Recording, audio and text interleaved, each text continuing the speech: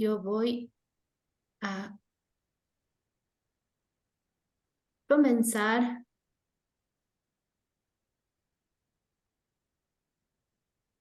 a compartir mi pantalla. ¿Cómo están? Muy buenos días. Bienvenidos a este seminario virtual. Es un placer para la OICN y para ARFE que se unan a nosotros. Mientras se van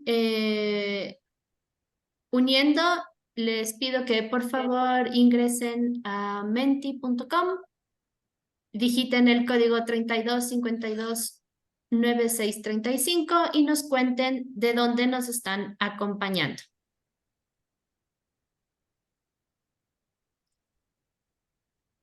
No sé si pueden ver mi pantalla.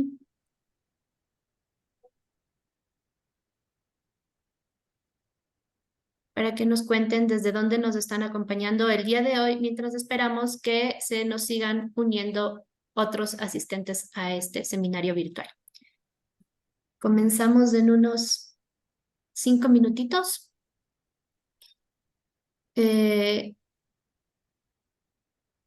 Buenos días, Claudia, desde Uruguay.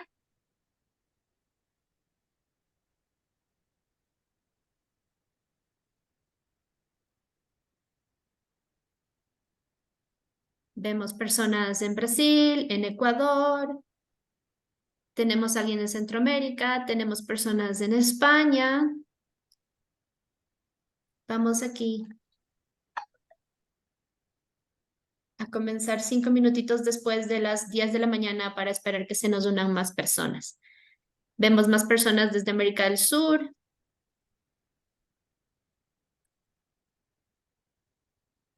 Centroamérica, Argentina. Más desde el Perú, me parece. Qué bueno, bienvenidos todas y todas. Por favor, si quieren dejarnos sus saludos y sus comentarios generales, los podemos hacer en la función del chat del seminario. Bienvenidos a todas y todas. Es un gusto para ARFE y para UICN contar con su presencia en este evento. Buenos días, Gisela. Le repito el código para ingresar al Menti. El código es perdóname un segundito. El código es el 32529635. Voy a copiarlo en el chat para que todos puedan ingresar y contarnos desde dónde nos están acompañando.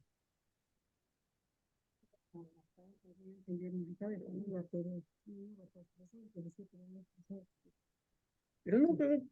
No, como dice Viva la Paz, siempre se empezó.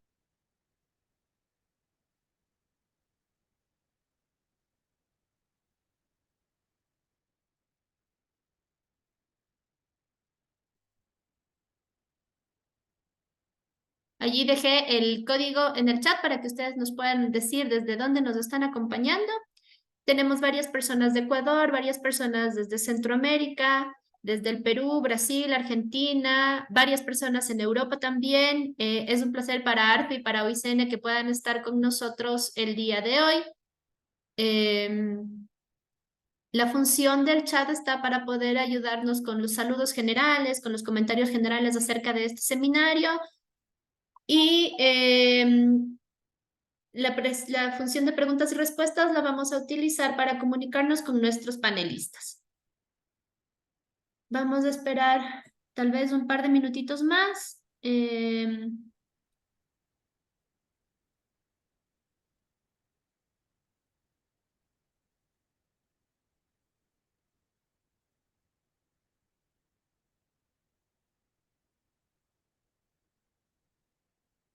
Buenos días, varias personas desde Ecuador. Tenemos muchísimas personas desde Ecuador, creo que son quienes más nos acompañan. Desde Brasil, desde Europa tenemos a alguien por el centro de Europa, no me queda claro que será Suiza. Y bueno, nuevamente, gracias a todos y todas por estar aquí. Buenos días desde el Brasil. También tenemos unas preguntas Ok, gracias Gisela por comentarnos que el chat está deshabilitado. Vamos a arreglar eso en este momento. Buenos días. Vamos a seguir. En este momento comenzamos con la presentación de este seminario.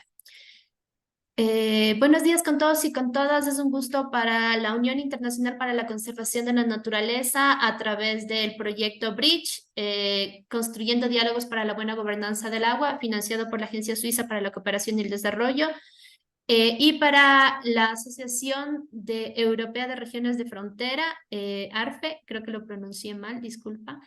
El tenerlos el día de hoy que nos puedan acompañar en este seminario virtual cuyo título es Aguas Compartidas, Conflicto o Cooperación. En primer lugar, quisiera decirles que esta sesión está siendo grabada y que podría ser compartida en las redes sociales de las instituciones que organizamos este evento. Si fueran tan amables en la sesión de participantes, por favor, ayúdennos con su nombre y la institución a la que pertenece para que en el momento de la interacción podamos hacerlo de mejor manera. Debido al formato de webinario, ustedes, la pandemia nos dejó estos conocimientos, sus cámaras y sus micrófonos van a estar desactivadas, sin embargo, podemos solicitarles que las enciendan en el momento en el que llevemos a cabo alguna interacción. Para realizar las preguntas, vamos a utilizar la opción de preguntas y respuestas o también pueden levantar la mano. Como vemos que algunos de ustedes ya han estado utilizando estos botones, vamos a tratar de ser diligentes en responder a todas sus preguntas. La opción del chat, que me han dicho que está deshabilitada, ya la voy a solucionar en este momento para que ustedes puedan enviar sus saludos, sus comentarios generales acerca de este evento. Y al final se les va a pedir realizar unas pequeñas encuestas o una votación para poder validar el trabajo que nosotros estamos haciendo al llevar a cabo estos eventos. Nuevamente, gracias con todos y con todas, bienvenidos. Y sin dar más tiempo, tenemos una agenda apretada, pero muy interesante. Vamos a partir con una revisión un poco teórica acerca de los conflictos en aguas transfronterizas que se han sucedido en nuestra región, para después pasar a cómo en la práctica varias organizaciones de cuenca los están llevando a cabo, los están solucionando, los están previniendo a través de la cooperación en cuencas transfronterizas. Entonces, sin más, quiero darle la bienvenida y un agradecimiento por acompañarnos a Verónica Cors. Verónica es candidata a doctor en Derecho en la Universidad de Navarra, España. Su investigación se centra en las dimensiones, en las dimensiones jurídicas e institucionales de la gobernanza de recursos hídricos a través de un enfoque integrado y adaptativo de los ecosistemas. Verónica es también una de las profesoras que nos acompaña en el curso avanzado de gobernanza en aguas transfronterizas en América del Sur, que se dicta cada año entre la UICN y la Universidad Andina Simón Bolívar. Verónica, muchas gracias por acompañarnos y te dejo la pantalla.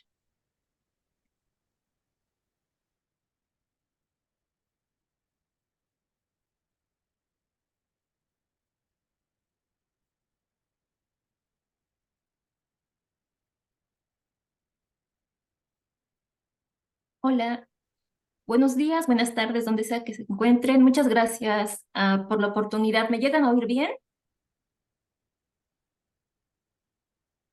Hola. Sí, te escuchamos bien, sí. Muchas gracias por la oportunidad. Quisiera agradecer a la Unión Internacional de Conservación de la Naturaleza Sur, al proyecto Bridge y a la Asociación de Regiones Fronterizas Europeas.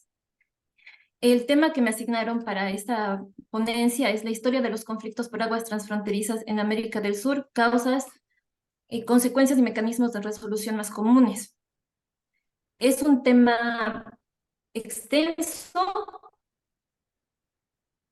Lo voy a tratar de resumir, pero primero quiero hacerles llegar o darles los contenidos, un repaso de los contenidos para que tengan una idea de por dónde vamos a ir, por dónde vamos a navegar. Lo primero que quiero hacer, como es la sesión, o sea, como es la primera ponencia, es una conexión, o sea, el contexto regional de Sudamérica, el cambio del discurso dominante que oscila y oscilará entre conflicto y cooperación en aguas transfronterizas, El conflicto como desafío de integración, la definición, causas, énfasis en las teorías de relaciones internacionales y las consecuencias del conflicto, los mecanismos de resolución de conflictos informales y formales, y una breve mención a los casos Papeleras y Silala, que serían los casos regionales. Y finalmente una reflexión sobre la cooperación y el conflicto y la preocupación principal o sea, la base del conflicto y la cooperación oscila en el ámbito de aplicación territorial, el paradigma de gobernanza adoptado y también el grado de cooperación alcanzado con los mecanismos regionales.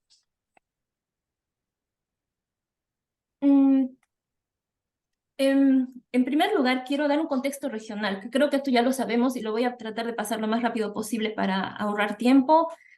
Bueno, nuestra región, o sea, Sudamérica, tiene 32 cuencas hidrográficas transfronterizas entre ríos, lagos, acuíferos y está compartido por 22 países. Se estima que para el 2000 sobre los recursos hídricos, demanda a nivel, demandas de abastecimiento urbano, rural, etcétera, etcétera. También los cambios de hábito en las regiones afectan mucho. Por ejemplo, si se llega a consumir más carne o se exporta carne, esto exige también el agua verde, o sea, mayor cantidad de agua destinado a unos usos que no se tenían anteriormente. Después, a nivel regional también se tiene que observar la debilidad institucional, que es evidente. Hay ausencia de organismos de base de cuenca, los ámbitos de aplicación territoriales pueden variar, la gestión es fragmentada, ya que no es centralizada, no hay una autoridad única, que es muy difícil que exista, pero se tiene que tratar de coordinar y crear los mecanismos de colaboración para una coherencia interna. También se debe observar, digamos, mecanismos importantes como de coordinación, como sería la planificación hidrológica de cuenca conjunta, que sería lo más deseable, pero es muy difícil. Después, también es necesario ahondar en el tema de la débil regulación en materia de medio ambiente. Podemos ver que el principio de precaución si bien está introducido, se está introduciendo poco a poco, todavía no tiene los mecanismos o el desarrollo como para ser implementado efectivamente. Y también lo mismo ocurre con la evaluación de impacto ambiental. Después, a nivel regional, existen vacíos de conocimiento técnico y científico sobre el medio biofísico y social. Este es el contexto general. Me gustaría tocar la oscilación que existe en el cambio de discurso dominante entre conflicto, cooperación, conflicto. En la década de los 80 y hasta finales de los 90, el discurso dominante fue de conflicto, pero en torno a la escasez. Estamos hablando del periodo de antes y después de la Guerra Fría, cambio de prioridades, los estados también, habían más estados independientes, entonces cada estado se preocupaba por su autonomía, tener control sobre sus recursos naturales. Entonces, el discurso que surgió fue el de la escasez, y la escasez es origen del conflicto. Ya en 1990 hasta el 2010, ya se confió más en la cooperación internacional, en los organismos internacionales, en los acuerdos y en la multilateralidad en general. Aquí el profesor Aaron Wolf, que ha desarrollado una base de datos sobre conflicto y cooperación a nivel internacional de cuencas, y que hasta ahora lo desarrolla en la Universidad de Oregon, nos dio una pauta de que existen más mecanismos de cooperación o más cooperación que conflictos, históricamente. Entonces, en esta etapa había una especie de centralismo o de optimismo en las relaciones internacionales. Después, a partir del 2010, vuelve a surgir el discurso de conflicto, pero esta vez en torno al conflicto relacionado con el cambio climático, las presiones por la variabilidad hidrológica. Esto es a partir del 2010 hacia adelante. Y tenemos que observar que cuando los discursos de conflicto se presentan, siempre acuden a la seguridad nacional, seguridad hídrica, seguridad climática, entonces todo lo que tiene que ver con la palabra seguridad. Y esto lo vamos a ver más adelante cuando desarrollamos la teoría de las relaciones internacionales. Ahora conviene definir qué es conflicto hídrico transfronterizo. Se define como aquella situación en la que dos o más estados perciben que tienen objetivos mutuamente incompatibles relacionados ya sea con su acceso, con la distribución, con el aprovechamiento o la protección de los recursos hídricos compartidos. Sobre estos 4 aspectos: acceso, distribución, aprovechamiento y protección. No se ponen de acuerdo, tienen planificaciones hidrológicas que no están coordinadas, también se tiene que ver qué desarrollos de la planificación hidrológica y también el principio de utilización equitativa y razonable. De un tiempo a esta parte se habla de las causas o factores, yo prefiero decir factores de conflicto. Los se clasifican en los tradicionales y en los contemporáneos. Los tradicionales son el incremento de la demanda del recurso, como ya hemos visto, el crecimiento demográfico, los distintos aprovechamientos que se van desarrollando también por la tecnología, los cambios de hábitos de estilo de vida también a nivel regional, todo esto afecta. Después está la posible aparición de insuficiencias o sensación de insuficiencia, ya que tenemos o sabemos que el 2,5% del agua dulce del planeta, o sea, el 2,5% del agua del planeta es agua dulce. De ese 2,5, el 30% está disponible en los acuíferos y el 1% en las aguas de ríos y lagos. Y también estamos llegando a un punto de no retorno en las aguas superficiales, porque ya estamos al 0,5 de haberlas gastado. Entonces, el 1% de las aguas superficiales está corriendo peligro de pasar un punto de inflexión. Después tenemos en cuenta también que es un recurso insustituible. El agua no tiene sustituto alguno, por eso es transversal a la vida. Otro factor de cooperación tradicional son las relaciones de poder asimétricas. Esto se puede ver a nivel regional, por ejemplo, Brasil, Argentina, que tienen un peso mayor político, económico. También a nivel, digamos, en la cuenca del río Nilo, Egipto, que siendo país de aguas abajo tiene más poder por otras razones, por cuestiones heredadas desde tratados anteriores. Y otro factor que me parece realmente interesante, ya ha sido desarrollado como factor de conflicto por el profesor Wolf, es los antagonismos previos. Los antagonismos previos se refiere a esas cargas que tienen los estados de disputas, de guerras, de malos entendidos, no solo a nivel de estado con estado, sino también a nivel de regiones fronterizas. Por ejemplo, en vez de tener, digamos, una visión holística, por ejemplo, Aymara sin frontera, en este caso no tienen esa visión y puede haber que haya conflicto, pero no a nivel estatal, sino a nivel de un desarrollo social más específico de la cuenca. Estos antagonismos previos tienen que ver con temas culturales, con temas históricos, con temas de valores, con disputas históricas no resueltas, pero también los antagonismos previos se relacionan con las 4 visiones que se tiene sobre el agua. Una visión mental, una visión física, que es la que más se ha desarrollado, la física, que es la distribución, ver la cantidad, la calidad, y la mental, que se refiere a las obras hidráulicas y el desarrollo, contra o frente a otra visión, que es la espiritual y la emocional, que no ha sido desarrollada y no es desarrollada formalmente, pero que tiene que ver con estos puntos de encuentro de valores a nivel regional. Y esto me parece muy interesante, que se puedan rescatar estos puntos de encuentro emocional, espiritual, regionales, porque a nivel regional, pues, cuanto más cercano eres a la cuenca, cuanto más te afecta, cómo se afecta a la cuenca por obras hidráulicas que tal vez están fuera de tu comprensión o fuera de tu área de vivencia. Entonces, ahí se pueden crear sinergias de las personas afectadas con una visión de valores comunes. Después de los tradicionales, y me voy a referir a uno que más adelante es importante, pero lo voy a dejar para la siguiente diapositiva, están los contemporáneos. La proyección de los causas o factores contemporáneos es desarrollada por la profesora Susan Smayer, y ella nos habla o nos anticipa 3 escenarios futuros. Por ejemplo, la construcción de represas en general a nivel internacional, que afectaría a la acumulación de represas, digamos. Si existe una represa y otro país quiere desarrollar esta hidráulica, tendría más presión sobre la represa existente y sobre los países que comparten esa represa o sobre ese curso de agua. Entonces, cuanto más represas se proyecten, hay más presión sobre ese curso de agua. También, y en Latinoamérica es importante la actividad minera.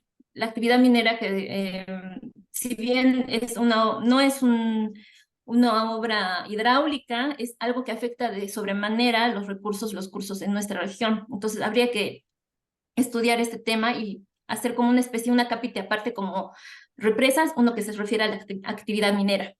Después, ella nos habla de la resiliencia institucional, que son los mecanismos de gestión conjunta. Bueno, los mecanismos de gestión conjunta, que creo que los van a desarrollar más adelante, pues son 5 o 6 desde mi punto de vista. Están los tratados o acuerdos a los que se llegue sobre una cuenca, los organismos de cuenca que se erijan gracias a ese tratado, los mecanismos de resolución de conflictos que existan en el tratado, los mecanismos de adaptabilidad y variabilidad, porque ya que los cambios de circunstancias se dan en el tiempo, el tratado y los mecanismos, ya sea el tratado como los organismos de cuenca, tienen que tener los mecanismos para poder adaptarse en el tiempo y poder asimilar todos los cambios sociales y los cambios culturales y los cambios tecnológicos, asimilarlos. También se debe desarrollar los principios del derecho internacional de aguas, y la planificación hidrológica conjunta, que sería el ideal, pero no siempre es posible. Sería lo deseable. Y otro factor, o los factores agravantes, son los relacionados con las presiones hidroclimáticas, que ya tienen que ver con el cambio climático propiamente dicho, pero también con una variabilidad hidrológica espacial y temporal que existe, sí, siempre ha existido. También la disposición de agua por persona y el grado de dependencia que cada estado tiene de ese curso de agua internacional. Entonces, a mayor dependencia, hay una mayor, o sea, una mayor presión, o sea, mayor seguridad. O sea, cuanto más dependo, más quiero asegurar esa cuenca de agua internacional para mí, porque yo dependo más de esta. Y también están las presiones socioeconómicas, que son aquellas relacionadas con la educación, y se refiere a la exclusión que se puede tener por no tener un grado de educación, o sea, no participar en la toma de decisiones en la base de cuenca y ser excluido por mi educación, o sea, por no tener una educación o como para comprender o participar efectivamente, entonces la gente puede llegar a ser excluida. La calidad de la gobernabilidad se refiere a la respuesta del Estado ante las presiones naturales, o sea, climáticas y socioeconómicas internas, y hacer frente a los conflictos internos. Y también la capacidad económica también tiene que ver con la capacidad del Estado de hacer frente a estos cambios. Estos son los factores de conflicto que se configuran generalmente, tradicionalmente y contemporáneamente con una proyección o una gestión anticipatoria. Entonces, son los factores de conflicto. Quería separar o apartar los factores de las tendencias. Dentro de los factores tradicionales, las tendencias que tienen los estados en materia de relación internacional, porque en materia de recursos naturales, generalmente los estados adoptan dos corrientes o dos posturas, la corriente realista y la corriente de la independencia compleja. Como vemos, la corriente realista, el actor central y principal es el Estado, a él no le importan los demás, o sea, el interés nacional es el que el interés nacional es el que vence a los demás intereses. Los organismos internacionales son tomados en cuenta, pero siempre y cuando me beneficien. La ubicación geográfica es importante porque ahí se ven las asimetrías, o sea, no se asimetrías, se ven ¿quién es el país de aguas arriba y el país de aguas abajo? Entonces, ahí tiene más poder el país de aguas arriba, no siempre, una excepción es el caso del Nilo y de Egipto. Y el poder es entendido como la capacidad de influir sobre la toma de decisiones de otros, ya sea por empleando medios militares, económicos, tecnológicos, o también indirectamente a través de la disuasión, lo que pasaba en la Guerra Fría. O sea, esta corriente realista ha sido muy, muy efectiva durante la Guerra Fría. En contraposición está la corriente de la interdependencia compleja que tiene que ver con la fase o la etapa en la que Wolf desarrolla su base de datos, ese optimismo por la cooperación internacional y el multilateralismo. También se da una apertura democrática. El Estado es un actor central, pero no es el único Estado. Se tiene que atender también los intereses y la participación del sector privado, la sociedad civil, los gobiernos intermedios, la academia. También los intereses ya no es el interés nacional, sino intereses compartidos porque hay peligros económicos y ambientales externos que no puedo hacer frente como Estado yo solo. Necesito aliarme con otros estados y también lograr una cohesión interna para hacer frente a estos peligros. Los organismos internacionales establecen la agenda internacional y también nutren a los marcos de actuación estatales. Y a la vez los estados, a través de su práctica, van informando a estos organismos internacionales. Entonces se da una especie de sinergia o beneficio mutuo entre ambos. Y el poder se entiende por el grado de dependencia. A más dependencia, o sea, a más dependencia, menor poder. A menor dependencia, mayor poder. O sea, cuanto más dependiente soy, tengo menos poder. O sea, necesito aliarme con más, tengo menor poder. Pero esto también asegura que esa cooperación sea más efectiva, porque no puedo fallar, porque si fallo, el primero que la pasaría mal sería yo. O sea, esta es una especie de construcción de sinergias, de alianzas, pero aquí el poder está expresado como yo tengo más poder si no tengo mucha dependencia, o sea, si no dependo de los demás, o sea, ese es mi poder. La configuración del conflicto, generalmente, de acuerdo a todos estos factores, se dan en cinco configuraciones. Por ejemplo, la primera es la relacionada con cantidad y volumen asignado entre los estados. La reclamación por el acceso, en este caso podemos ver o asimilar esto con el caso del Silala. O sea, la cantidad y el volumen asignado en el caso del Silala, la reclamación iba por esto. También la reclamación o la configuración de conflicto relacionada con la vigilancia y conservación de la calidad del agua, reclamación por contaminación, proyectos de desarrollo a gran escala. Por ejemplo, esto sería el caso del caso Papeleras. El caso Papeleras, justamente, o se observaba la calidad del agua y que ese proyecto de obra hidráulica, o sea, ese proyecto de desarrollo iba a impactar en la calidad. El tercero se refiere a la disponibilidad natural, que aquí se puede ver que en el caso Silala, o sea, en el caso Silala hay o sea, se puede configurar también este conflicto y relacionarlo con el caso Silala, porque esta región es muy escasa, o sea, tiene muchas escasez de agua. Entonces, el cuarto sería relacionado con la falta de comprensión o de conocimiento de datos y circunstancias, ya sean físicas, técnicas o sociales, y también esto se vio en el caso de Papeleras y en el caso Silala. En el caso Silala porque no había un estudio técnico de o sea, la naturaleza del agua, y en el caso Papeleras también porque a partir de este conflicto se desarrolló o sea, otro tratado complementario que cubría o trataba de cubrir los temas técnicos de la contaminación. Y como quinta configuración de conflicto están los relacionados con las falencias o ausencia de esquemas de gestión conjunta, y esto también se puede ver en el caso del Silala, porque Chile y Bolivia no tienen un organismo de gestión conjunta, no tienen un tratado, un acuerdo bilateral, y no solo se tiene que ver el Silala, sino la cuenca entera, porque no solo es el río Silala, sino el curso de agua internacional o la cuenca del Silala, sino es el conjunto de la cuenca. Bueno, pues no sé si el TDPS, pero no es el TDPS, pero la cuenca del Silala es más allá del Silala, es más grande que el Silala. Las consecuencias de los conflictos. Ni bien se desarrolla un conflicto, lo que más preocupa a los estados es el impacto sobre el desarrollo económico y el medio ambiente. Después, gradualmente, la pérdida de beneficios derivados de la acción conjunta y gradualmente el peligro de que esa tensión se extienda a otros sectores. A nivel regional no he conseguido, no he podido dar un ejemplo, pero a nivel internacional puedo mencionar el caso del Mar Aral.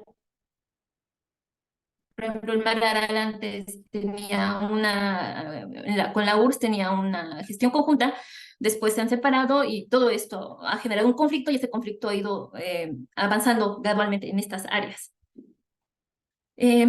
Bueno, para resolver los conflictos o los mecanismos de resolución de conflictos, nos remitimos a la Carta de Naciones Unidas, al artículo 2 y al artículo 33.1, que mencionan cuáles son los mecanismos de gestión conjunta.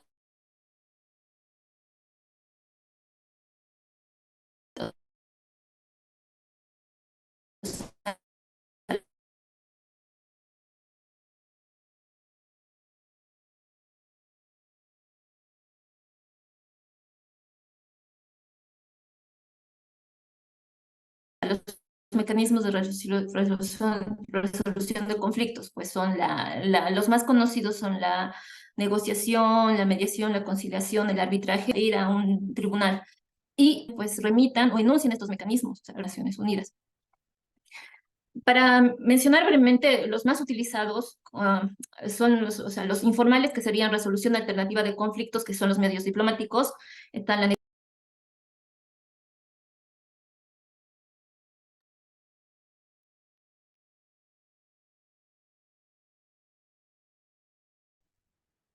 Hola, creo que perdimos por Hola, algún perdón, momento. desde... Sí. Lo siento, ¿cuándo se perdió? Cuando estabas hablando de Hola, los conflictos, de los mecanismos de resolución de conflictos y que el más utilizado es el arbitraje. el arbitraje el arbitraje y también ir a la adjudicación. Perdón, ¿pueden ver mi pantalla o no? Todavía no, ¿no? No, no la vemos. Verónica, Perdón. aprovecho de decirte que te quedan unos 5 minutitos. Sí, sí, ya termino. Mm, ¿Pueden ver mi pantalla? No, ¿no? Todavía no. Ah, ahora No, no sé. todavía no. Muy bien. Estos problemas técnicos siempre suceden. Sí, Eh, estamos aquí. Mientras Verónica lo puede solucionar, tengo dos manos levantadas. No sé si queremos avanzar un poco con esas preguntas. Una nos pide si por favor nos puedes decir a qué conflicto se refiere con el tema de papeleras, si nos ah, puedes ayudar.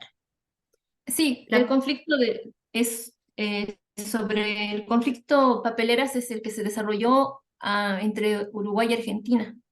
ajá, por la construcción de una planta de celulosa Sí, en las orillas del río Uruguay. sí.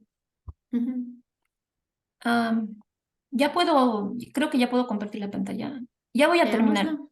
Sí. Muy bien. Estaba bueno, en la remisión de la Carta de Naciones Unidas, y los más utilizados, como hemos dicho, son, bueno, el arbitraje y la adjudicación dentro de los formales. Y dentro de los informales, la negociación y la mediación.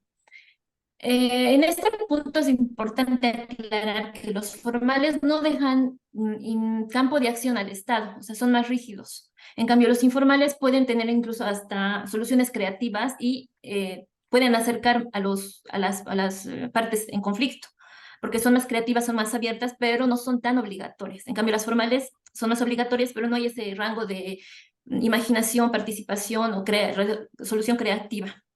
Esa es la desventaja. Bueno, la naturaleza, ya sabemos, unos son cooperativos, los otros son competitivos. La tercera parte está presente en la mediación, arbitraje y adjudicación, y no así en la negociación. Y ya sabemos, los de negociación y mediación son informales, y arbitraje y adjudicación son formales. La breve mención al caso Papeleras es, en el caso Papeleras que enfrentó Argentina contra Uruguay, existía un acuerdo, existía una comisión. Posterior al fallo se refuerza la cooperación con otro acuerdo que desarrolla la parte de conocimiento científico para desarrollar y que no haya conflicto por la contaminación. Entonces, da paso a un acuerdo, o sea, el acuerdo, la comisión y el acuerdo que desarrollaba un punto que no, o que tenía que desarrollarse más dentro del acuerdo, o sea, para la protección. La Corte Internacional de Justicia resolvió sobre las obligaciones procedimentales, pero no así sobre los temas medioambientales, y dejó un poco de lado el principio de precaución, que esa es la crítica principal que se tiene en este caso, y a la Corte Internacional de Justicia. En el caso Silala, enfrentó Chile contra Bolivia, no hay acuerdo, ya sabemos que a nivel entre Bolivia y Chile no hay acuerdo, no hay una comisión, y la Corte Internacional les pide que por favor cooperen. Y bueno, y tenemos que ver, y se tiene que ver otra vez, más allá del curso de agua Silala, en sí, todo lo que es esa cuenca. Entonces, se tiene que ver las demás vertientes, los demás ríos, los demás cursos que son parte de ese cuerpo de agua, de esa cuenca. Las reflexiones finales, y con esto cierro ya, la parte de la cooperación y de los factores y de las causas y consecuencias, mi reflexión final es la siguiente. Es importante comprender los conflictos, las dinámicas de conflicto al configurarse tanto los factores tradicionales como los contemporáneos, la suma de estos y cómo se configura un conflicto. para generar una comprensión común entre estados, y no solo entre estados, sino también entre los otros actores, que ya no es central el estado, sino los otros actores que tal vez están más a base de cuenca.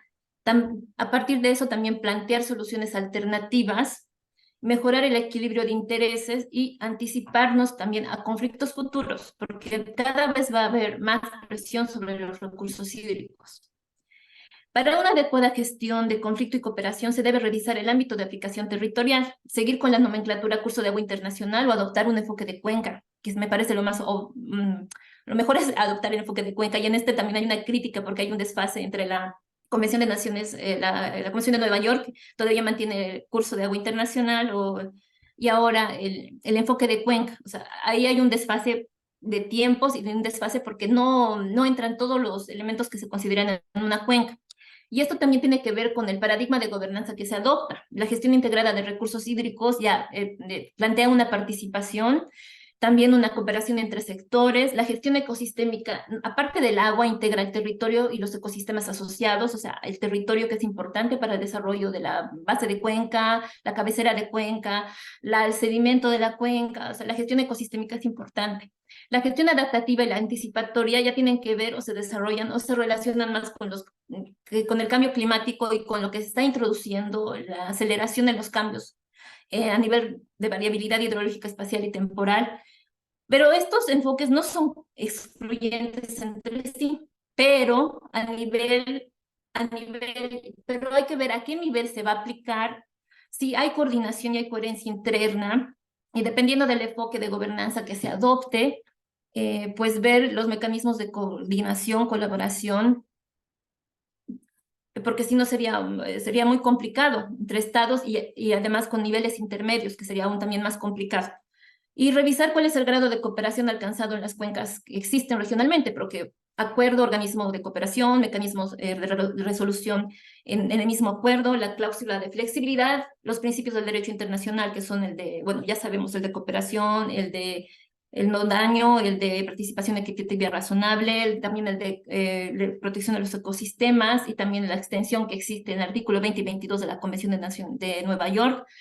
Pero lo más importante, desde mi punto de vista, es la planificación hidrológica conjunta.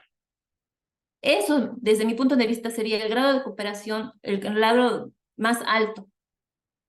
Y sería lo deseable. Es difícil, pero sería lo deseable para la coordinación no solo estatal, sino subnacional y de sectores. Muchas gracias. Si gustan ponerse en contacto conmigo, atenderé a sus dudas en el siguiente correo. Y disculpen si he sido un poco rápida, pero era mucha información y espero que haya sido de su agrado. Y cualquier pregunta, estoy atenta a comentarios, preguntas, y muchas gracias por su atención.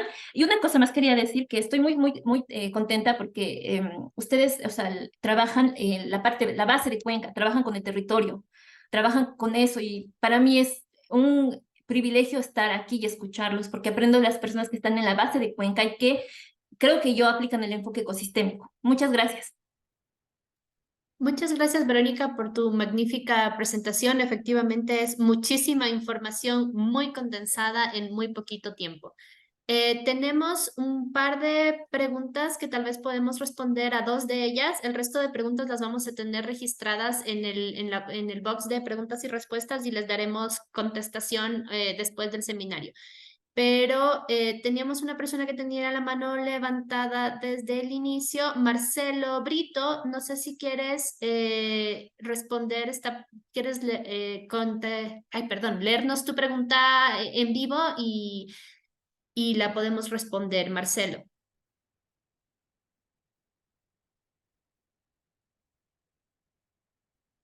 ¿Puedes hablar? Hola, buenos Hola, días. muy buenos días, Marcelo. Cuéntanos. Gracias, mi nombre es Marlo Perdón, Brito. Marlo. Discúlpame.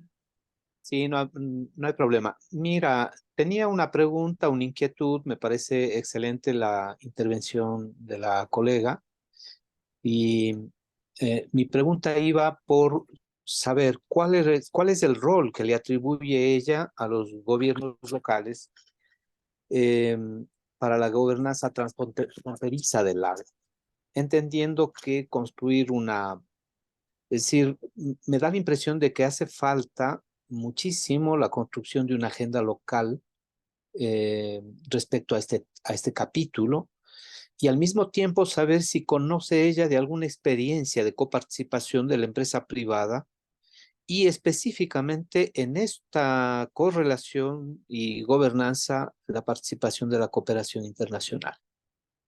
Y nada, quería también compartirles muy felices en el Ecuador porque ganó la consulta popular y los ecuatorianos votamos por detener la actividad petrolera y minera en el Yasuní y el Choco Andino. Nada más. Gracias. Muchas gracias, Marlon. No sé si Verónica o cualquiera de nuestros panelistas quiere responder a la pregunta.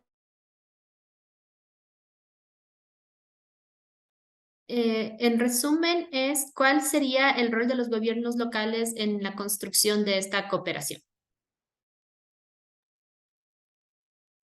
Bueno, desde mi punto de vista es importante porque son los gobiernos que están más a base de cuenca. O sea, si están a base de cuenca son los que tienen más conocimiento, o sea, más conocimiento de las necesidades y también no tienen esa desconexión de la cuenca. O sea, a veces pasa que la gente que vive a orillas de la cuenca puede percibir si está contaminada, si su cantidad es la misma, si hay un desvío, pero la gente que tal vez desde la administración central está muy lejos, hay una especie de desconexión. Entonces, los gobiernos locales ayudan porque hay este principio de inmediación, o sea, ellos pueden atender a las necesidades de la población y esas necesidades reales conectadas con la lengua, o sea, verla, o sea, están viendo lo que está pasando con el curso de agua. No tengo ningún ejemplo de empresa privada y sobre cooperación internacional creo que la cooperación internacional sí ha participado y participa en la autoridad del lago Titicaca. Eso creo y tengo entendido y hasta ahí puedo llegar. Muchas gracias. Gracias, Verónica, por tu respuesta. En honor al tiempo, vamos a seguir respondiendo las preguntas después, pero quiero presentarles a nuestro siguiente panelista, que es, déjame ver, ¿dónde estoy? Me pasé uno. Quisiera con mucho placer presentarles a los socios que tenemos en este seminario virtual. Desde la Asociación de Regiones Fronterizas Europeas nos acompaña Martín Guillermo. Martín es el secretario general de la Asociación de Regiones de Frontera y si me dejan, puedo leer un ratito su biografía. Martín es licenciado en Medicina y Cirugía y máster en Medicina Humanitaria con más de 3 décadas de experiencia en cooperación internacional y transfronteriza. Desde el año 2006 es el secretario general de la Asociación de Regiones Fronterizas Europeas, ARFE, fundada en 1971 para representar los intereses de las regiones fronterizas y transfronterizas ante las instituciones europeas y nacionales, desarrollando las capacidades, aumentando la toma de conciencia, organizando actividades y realizando proyectos. ARFE trabaja también en nuestra región fomentando la cooperación en cuencas transfronterizas. Martín, el piso es tuyo. Muchas gracias. Espero que me escuchen bien. He tenido alguna dificultad con la conexión, que no sé si es aquí o en el ciberespacio. En cualquier caso, parece que se escucha bien. Bueno, no quiero extenderme mucho, pero sí quería pues saludarles en primer lugar, en nombre de la Asociación de Regiones Fronterizas Europeas y sus miembros. Además, saludar a muchos muy buenos amigos, socios, colaboradores que están hoy aquí presentes y probablemente algunos futuros colaboradores, ya que, como muy bien ha dicho en la presentación, nuestra asociación es de ámbito europeo, pero tiene una gran vocación de colaboración global y particularmente con América Latina, por distintas razones. No es ninguna sorpresa que el hecho de que los españoles que estamos en la ARFE, en la Asociación de Regiones Fronterizas, pues tenemos un vínculo especial con América Latina, entre otras cosas porque venimos del mundo de la cooperación general y nos hemos entrenado, hemos aprendido nuestros primeros pasos en la cooperación precisamente con nuestros socios latinoamericanos. Tuvimos la suerte en algún momento de incorporarnos a la cooperación transfronteriza, una modalidad de cooperación que ya no es tanto norte-sur, sino que es una cooperación mucho más local, pero en la cual hemos podido desarrollar algunos instrumentos que nos permiten yo no diría solamente el intercambio de experiencias, sino el realizar experiencias de forma conjunta, porque ha habido una ida y vuelta. Nosotros hemos aprendido distintas formas de cooperación en América Latina, nuestros socios latinoamericanos han podido conocer nuestra experiencia y al final yo creo que ninguno estamos haciendo las cosas como las hacíamos antes, porque todos hemos ido aprendiendo y cada día aprendemos algo nuevo. En Europa, por ejemplo, hemos estado, en estos 50 años hemos desarrollado un montón de plataformas, hay muchas convocatorias a las que se puede acudir para obtener financiación. Es fácil cooperar en Europa. Sin embargo, a veces es muy difícil tener la institucionalidad suficiente, dado que fundamentalmente somos regiones y municipios. Y nos cuesta a menudo poder tener la complicidad de los estados, que al final son los que tienen las competencias. Sin embargo, en América Latina muy a menudo han sido los propios estados los que nos han animado a la colaboración de autoridades locales y regionales, a la participación en los organismos de gestión conjunta de recursos. Seguro que queda mucho por hacer, pero nosotros hemos visto una mayor institucionalidad, un mayor reconocimiento de la paradiplomacia, que es uno de los elementos más importantes de nuestro trabajo. Nosotros no competimos con los estados, pero al final acabamos haciendo relaciones internacionales, aunque sea de proximidad. Eso se viene a denominar paradiplomacia y intentamos dejar muy claro que no es paradiplomacia, porque entonces los estados se ponen un poco celosos, lógico, cada uno tiene aquí su función. Pero quería con esto insistir en el hecho de lo muchísimo que hemos aprendido, lo mucho que nos ilusiona cuando vienen momentos de depresión en Europa con la guerra de Ucrania y con otras cuestiones. De pronto vemos como hay una buena noticia siempre viniendo de América Latina. Siempre hay alguna buena noticia. El referéndum de Ecuador es una muy buena noticia. Y bueno, hay muchas cosas más, ¿no? La paradiplomacia sería el elemento que hemos podido, quizá podría resumir el trabajo que hacemos desde Europa, el trabajo que queremos hacer con América Latina, la cooperación triangular, el fortalecimiento de la cooperación sur-sur, porque no hay tanta diferencia entre la cooperación transfronteriza, que en el cono sur sería sur-sur, la nuestra sería norte-norte, pero bueno, el caso es que al final hacemos lo mismo, intentamos que los espacios transfronterizos se conviertan en espacios de encuentro y no de conflicto. Y particularmente cuando hay un recurso estratégico, como es el agua. Hace poco le hacíamos una pregunta a unos muchachos que estaban haciendo una introducción a cooperación transfronteriza y yo les preguntaba, ¿cuál es el recurso que creen que puede producir más conflictos en una situación de frontera? Y nos decían, el oro, el coltán, el litio. No, señor, es el agua. Lo que pasa es que afortunadamente en nuestro entorno europeo hemos podido desarrollar una serie de elementos de gestión que hoy día harían impensable que pudiera haber un conflicto entre dos estados por el agua. Pero sin embargo, ahí donde hemos dejado pasar esas relaciones, porque nos hemos concentrado mucho en las relaciones transfronterizas o entre naciones, pero observamos en España, por ejemplo, cómo hay 3 o 4 regiones peleadas por el recurso hídrico y llevan así 30 o 40 años. Es el caso del agua del Tajo para los regantes del sureste de España o las aguas del Segura, etcétera. Algo que lo hemos identificado también en otros procesos. A veces vemos que hemos avanzado mucho más en la relación transfronteriza, aunque sea a nivel local y regional, que en la relación entre regiones de un propio Estado. Algo que también quizá deberíamos de ver. En cualquier caso, es muy importante que haya un estudio sistemático del agua como posible elemento de conflicto, porque ese riesgo está ahí y es una realidad, desgraciadamente, en algunos lugares del mundo.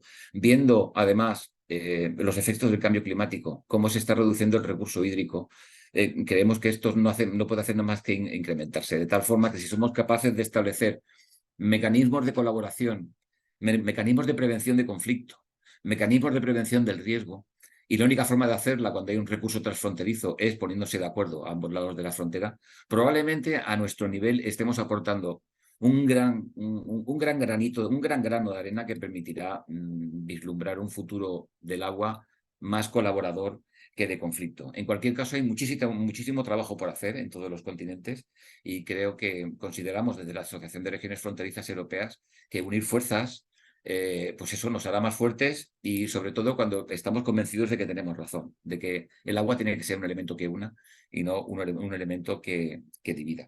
De tal forma que, bueno, deseando escuchar también el resto de contribuciones y también las preguntas. En las preguntas de los participantes también obtenemos muchísima enseñanza sobre cuáles son los verdaderos desafíos y qué es lo que nos espera. Así que nuevamente, muchas gracias por la atención a todos los participantes, muchas gracias a los organizadores y un saludo para todos. Gracias, Martín, por tu intervención. Efectivamente, la cooperación es una de las fuentes importantes, digamos, para poder apoyar la gestión en aguas transfronterizas. Muchas veces estos procesos se mueven gracias a los impulsos iniciales que puede dar la cooperación internacional. Quisiera presentar a nuestro siguiente expositor, que es José María Cruz. José María va a liderar un panel muy interesante sobre las experiencias de cooperación transfronteriza para la gobernanza de Cuenca en América del Sur. José es máster en políticas públicas y actualmente es el coordinador de la iniciativa global de la Asociación de Regiones Fronterizas Europeas, ARFE. Tiene ya más de 2 décadas de trabajo en políticas europeas, cooperación internacional y desarrollo territorial. Y le dejo a él la pantalla para que pueda presentar a unos panelistas de lujo que trabajan en las cuencas en América del Sur. Gracias, Laura. Un saludo a todos. Qué gusto abrir la pantalla del seminario y encontrarse a 150 personas interesadas en hablar de cooperación transfronteriza, de gestión del recurso hídrico y en general de la gestión de la cuenca. Algo tremendamente motivante. Antes de dar pie a este seminario, en nombre de la Asociación de Regiones Fronterizas Europeas, ya Martín lo mencionaba, dar las gracias a UICN por compartir este espacio, por abrir vías de cooperación y colaboración en un ámbito conjunto que estamos trabajando. Y para nosotros creo que es el primer paso de una cadena de futuras intervenciones del tipo que sean, que nos permitan juntar este expertise, este conocimiento que tenemos todos. Estos 153 participantes que hay ahora creo que son compartidos y a partir de ahora pasaremos a ser una única familia. Así que el agradecimiento a UICN por posibilitar este seminario.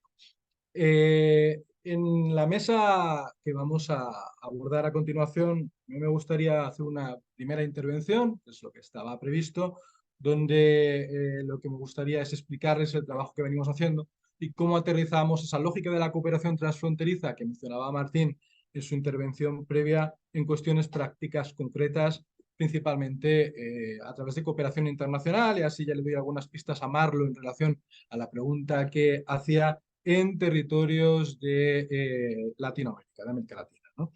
Y posteriormente daré el uso de palabra para que los que están más apegados al territorio, que son los representantes de las diferentes cuencas que luego voy a presentar, puedan contarles sus experiencias concretas y abordar el rol local, que seguro lo hará Daniel Bentancur, que él es el coordinador de una estructura de cooperación transfronteriza local, o el rol de los estados a través de diferentes modelos también de estructuras binacionales, algo que puede hacer o que hará perfectamente Juan Ocola desde el Titicaca o Fernando Íñiguez desde el Plan Binacional Ecuador-Perú. El trabajo que venimos haciendo de manera conjunta, los que estamos aquí presentes en esta mesa redonda, ya son varios años de trabajo, tienen como objetivo principal el aterrizar, como os decía, estos fundamentos de la cooperación transfronteriza en el desarrollo de los territorios de frontera, tanto en Europa como en América Latina, pero principalmente en las cuencas, abordando una gestión y un desarrollo integrado de las propias cuencas. Es decir, nosotros cuando trabajamos, cuando desarrollamos nuestros proyectos, siendo el recurso hídrico el elemento principal, no es el único que abordamos en el marco de la cuenca. Y desde luego el enfoque ambiental tampoco es exclusivo en el trabajo que realizamos. Entendemos este desarrollo territorial integrado de las zonas de frontera donde se localiza una cuenca internacional como un ámbito en el que desarrollar ese enfoque ambiental, pero también el desarrollo económico de nuestros territorios, el desarrollo social y la cohesión social de nuestros territorios, la prevención de riesgo en en este ámbito del cambio climático, la cooperación cultural, la cooperación étnica y en cualquier caso todos los elementos que tiene el desarrollo humano.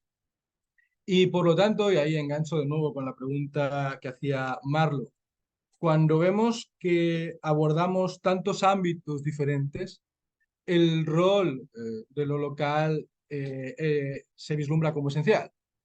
En materia, digamos, de control y de gestión de una frontera como punto de paso, las competencias son estatales, pero cuando ya vamos abordando cuestiones relacionadas con materias culturales, con materias económicas, ambientales, ahí las competencias empiezan a estar compartidas, incluso en algunos lugares ser prácticamente exclusivas del ámbito local. Y por lo tanto, en la cooperación transfronteriza, hasta que no veamos esa connivencia, esa participación activa, por lo menos ese dejar hacer de las autoridades nacionales y de manera combinada las autoridades subnacionales a diferentes niveles, no encontraremos procesos de cooperación transfronteriza efectivos. Y ahí es donde entra la lógica de la gobernanza, que es el ámbito que a nosotros nos llama a trabajar de manera común. Entendiendo la gobernanza como la articulación de actores a diferente nivel, desde luego entendiendo y posibilitando el cómo se relacionan entre ellos a diferentes niveles, pero también, sobre todo, haciendo hincapié en la atribución de competencias de los mismos, ¿no? Martín hacía una referencia a cuando se pone nervioso un Estado, bueno, precisamente entendiendo que en los procesos de gobernanza, en las cuencas en las que vayamos a trabajar, las competencias vienen definidas por unos marcos jurídicos, y que es precisamente esas competencias puestas o ejecutadas o desarrolladas de una manera efectiva sin usurpar competencias de otros, las que nos va a permitir que la gobernanza funcione de una manera efectiva. Si esto realmente no es sencillo hacerlo, imaginémoslo en un entorno de frontera, donde la articulación de actores, además de ser a diferentes niveles, tiene que ser a dos o a tres lados, ¿verdad, Daniel? Que el de estar en una triple frontera de un territorio fronterizo, donde la comunicación tiene que establecerse a diferentes niveles, pero también a los diferentes lados de la frontera, y donde hay que ver qué niveles competenciales existen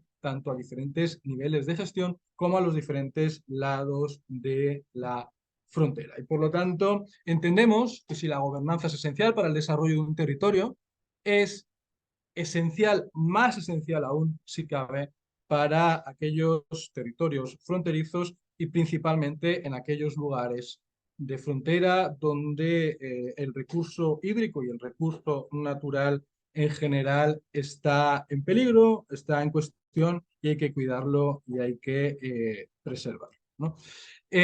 Dicho esto, y como no es sencillo, el trabajo que realizamos entre todos los aquí presentes es el de, para esos territorios de frontera, para esas cuencas, para todos esos ámbitos, buscar una visión conjunta en el largo plazo. Entendemos que los procesos de cooperación transfronteriza no acaban de ser efectivos cuando se ciñen a intervenciones muy puntuales, sino que queremos y trabajamos, con Daniel hemos trabajado una hoja de ruta, con Juan también, con Fernando también, esas visiones de largo plazo donde existan relaciones equilibradas entre todos los actores a ambos lados o a los diferentes lados de la frontera, con una serie de estructuras. Verónica hacía referencia a las estructuras y nosotros en este marco, en este panel, vamos a ver diferentes modelos de estructuras y donde exista una cierta planificación. Con eso conseguiremos una cooperación transfronteriza o una cooperación transfronteriza más efectiva, sin necesidad de asumir nuevos roles competenciales y que permitan gestionar de una manera más eficaz el aspecto económico, social, cultural o ambiental de una cuenca. Y esto tiene un valor esencial. Primero, porque si conseguimos articular a todos los actores del territorio y cada uno hace sus aportes y conseguimos que sus aportes sean equilibrados. Y cuando hablo de aportes, puedo hablar de recursos económicos, pero también de conocimiento, de recurso humano, del capital en materia gris, en neurona, que podamos compartir. Cuando conseguimos ponerlo de manera compartida, vemos que aprovechamos más el potencial del territorio. A un lado de la frontera puede no haber una universidad, que sí la hay, al otro lado de la frontera. Y por lo tanto, el ponerlo en común ya te permite desarrollar de una manera más eficaz el territorio. Imaginémonos el potencial que tiene también desde una perspectiva más exógena, es decir, cómo gracias al poder dotar a un territorio o una cuenca de una estructura capaz de gestionar un proceso de desarrollo, de una estrategia que permita saber cómo implementar recursos y acciones de manera organizada, facilitará el trabajo o la intervención de nuestros gobiernos nacionales en los territorios de frontera, que son los que tienen las competencias en materia de frontera, que muchas veces, sobre todo en países extensos, países con ciertos conflictos, nos quejamos o vemos que no siempre el Estado puede estar todo lo presente que querría. Bueno, precisamente el facilitar el desarrollo del territorio a través de estos procesos de cooperación podría animar al sector público, nacional, o incluso al sector privado, que Marlo hacía alguna pregunta, a invertir en ese territorio desde la perspectiva que sea, ¿no? Desde la perspectiva económica, cultural, ambiental o social. Pero también el potencial que tiene para la atracción de cooperación internacional. Este seminario viene apoyado por la cooperación suiza, las acciones que luego yo les voy a presentar vienen apoyadas por la Unión Europea. Y bueno, muchos de los amigos que están aquí, tanto en la mesa virtual como en el público virtual, que con muchos he tenido la oportunidad de charlar, nos hemos encontrado con que en muchas ocasiones llega interesado un donante de cooperación internacional a nuestro territorio, a nuestra zona de frontera o a nuestra cuenca, con cierto interés o con interés en apoyar una idea. Y a mí me ha pasado con algún actor de cooperación, con algún donante, que me dice, vale, perfecto, estoy de acuerdo, me parece una idea bonita. Apoyar a Juan Ocola en el Titicaca según los problemas de sequía que tienen, me parece que es necesario.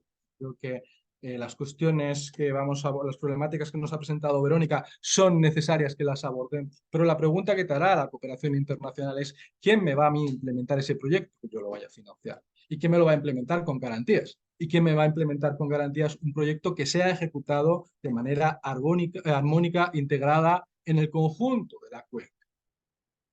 Con todos los niveles a todos los niveles competenciales que yo necesito para que se implemente ese proyecto. Y es cuando las estructuras son transfronterizas, cuando las estructuras funcionan con independencia de que sean más formales, menos informales, pero tienen capacidad de acción, capacidad de reacción, capacidad de ejecución. Es ahí cuando existe una planificación en el territorio, cuando la cooperación internacional llega.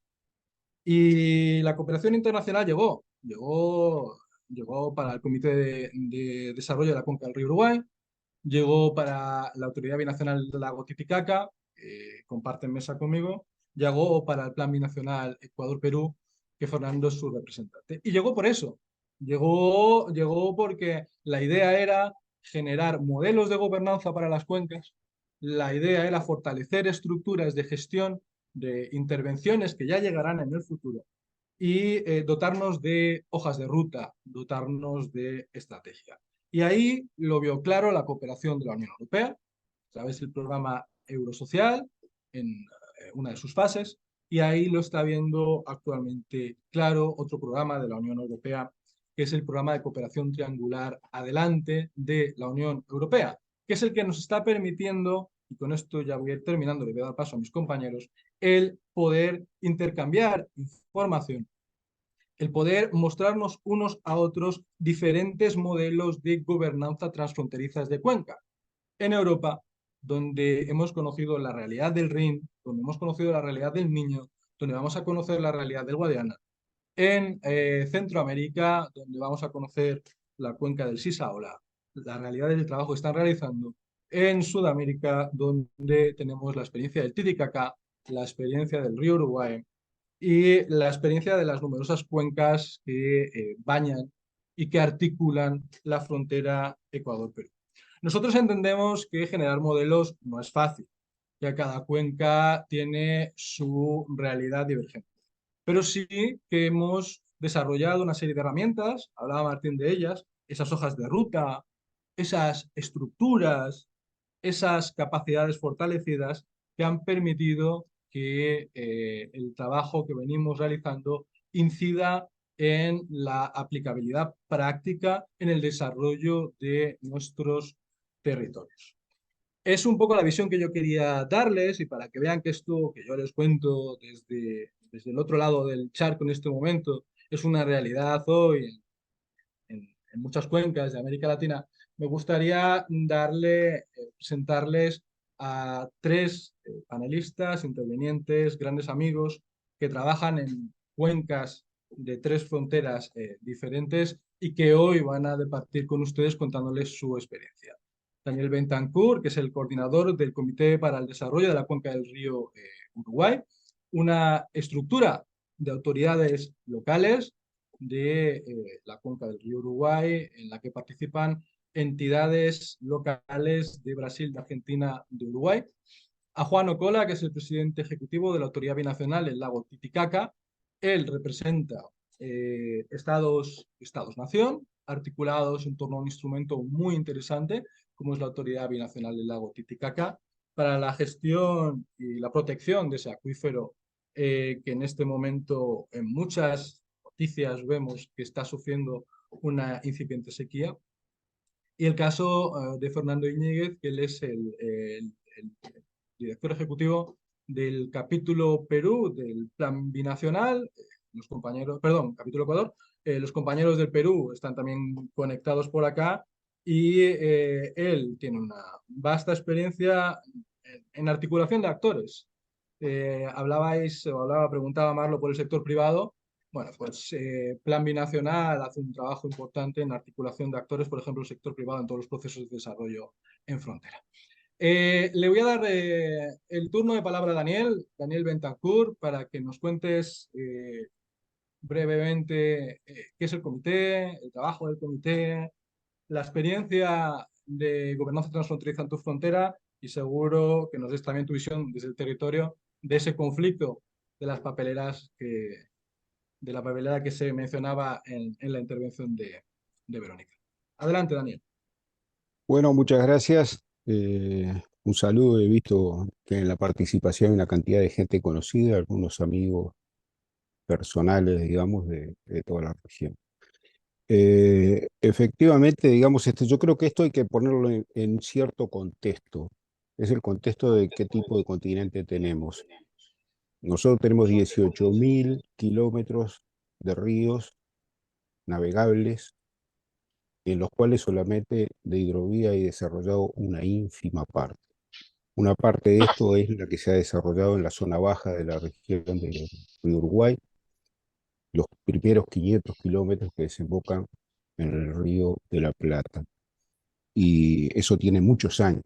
La densidad demográfica de toda la zona que nosotros abarcamos, que es la zona baja y media del río Uruguay, y que abarca la frontera uruguayo-argentina y la frontera brasilera-argentina, en lo que hace al estado de Río Grande del Sur y el estado de Corrientes. En el caso de la Argentina es la provincia de Entre Ríos, en particular con Uruguay.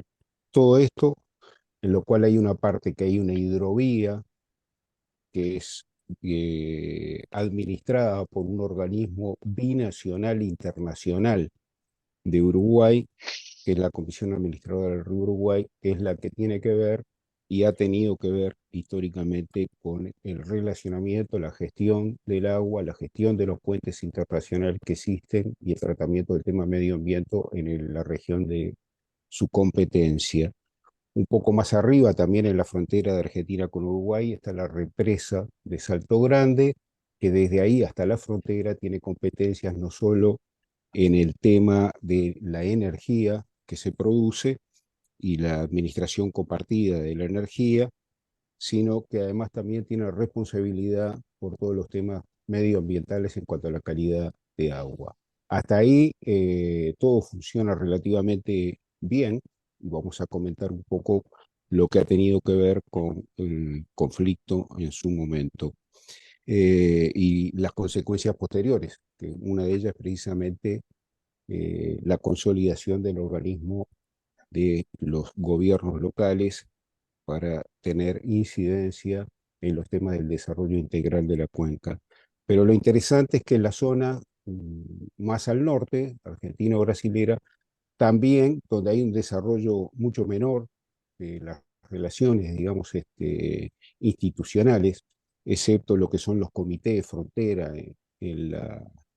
en las poblaciones fronterizas, digamos, en los cuales hay paso de frontera. eh, Eso también existe del lado uruguayo-argentino, desde hace muchos años, pero las relaciones hasta hace pocos años eran relaciones bilaterales. No había una visión compartida, común, digamos, de tratar de desarrollar un proyecto, de escuchar y de tratar de solucionar los problemas que son comunes en función de la cuenca transfronteriza. Eso ha variado.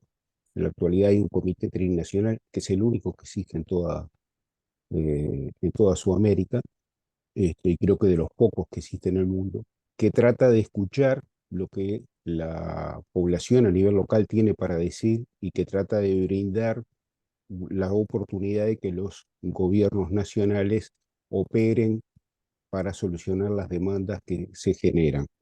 Dentro de muy poco tiempo, el día 12, tenemos la segunda reunión del Comité Trinacional en la ciudad de Montecasero de la Argentina, Bella Unión de Uruguay y Barra de Cuaraí, que vienen operando con el Comité para el Desarrollo de la Cuenca de todos los gobiernos locales integrados en forma compartida y con planteos comunes y con estrategias de acción compartida que tienen seguimiento permanente desde este comité que es donde participan los gobiernos locales.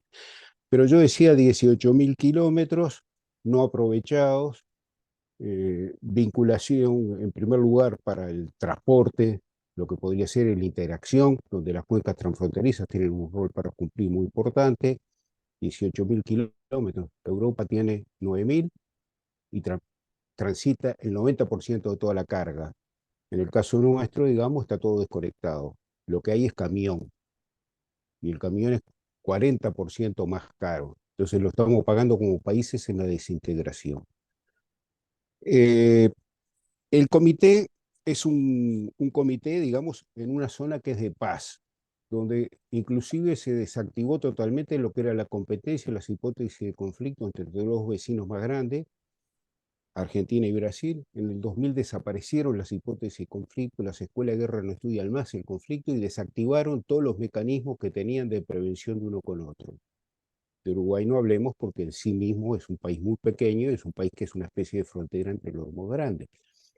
Entonces, empezó a trabajarse desde el año 2000 con fuerza, pero con un conflicto en particular, que era el conflicto de la instalación de la planta de celulosa, no papelera, de celulosa, que es un elemento anterior, se hace en planchas de celulosa, no se hace papel, ¿no? La instalación, digamos, en el marco de una estrategia de instalación que había sido estudiada por el tema del acuífero guaraní, por la FAO, que había dicho de las posibilidades del desarrollo, y hubo un planteo de una instalación estratégico de empresas multinacionales en particular, y una de las multinacionales más grandes del mundo, que es sueca, finlandesa, mejor dicho, finlandesa, sueca, digamos, empezó una política de instalación dentro de la región, y la empezó con una planta que estaba en duda si iba a la Argentina o Uruguay, finalmente se instaló en Uruguay y eso produjo una reacción, en primero local,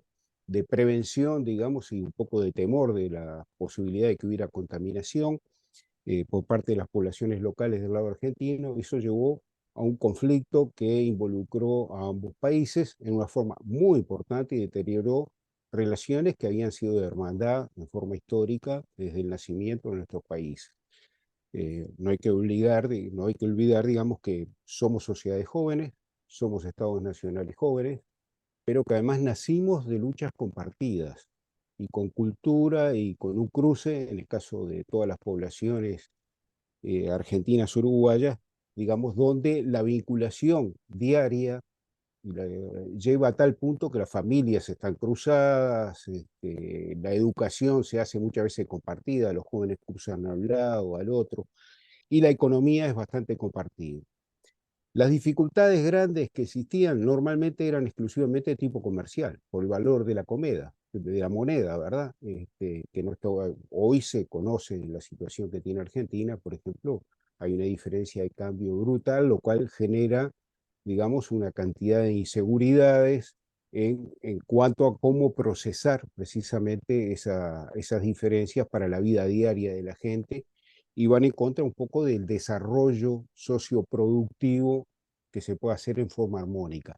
Tampoco hay políticas, digamos, que atiendan, políticas macro, que atiendan estas regiones en forma separada. Entonces, con estos problemas que hubieron, con este conflicto que se dio en su momento, de verdad, a inicios de este milenio, hubo un desafío enorme para los gobernantes locales, que era cómo evitamos que este conflicto se propague y se consolide como algo permanente, cuando no lo queremos hacer así. Entonces hubo una política desde el primer momento de los gobiernos locales de tratar de evitar el contagio, que se sumara al contagio de toda la frontera, en todas las ciudades que están hermanadas, y por otro lado, de que permitiera darle continuidad y profundizar a las políticas que desarrollaban los gobiernos locales en distintas áreas,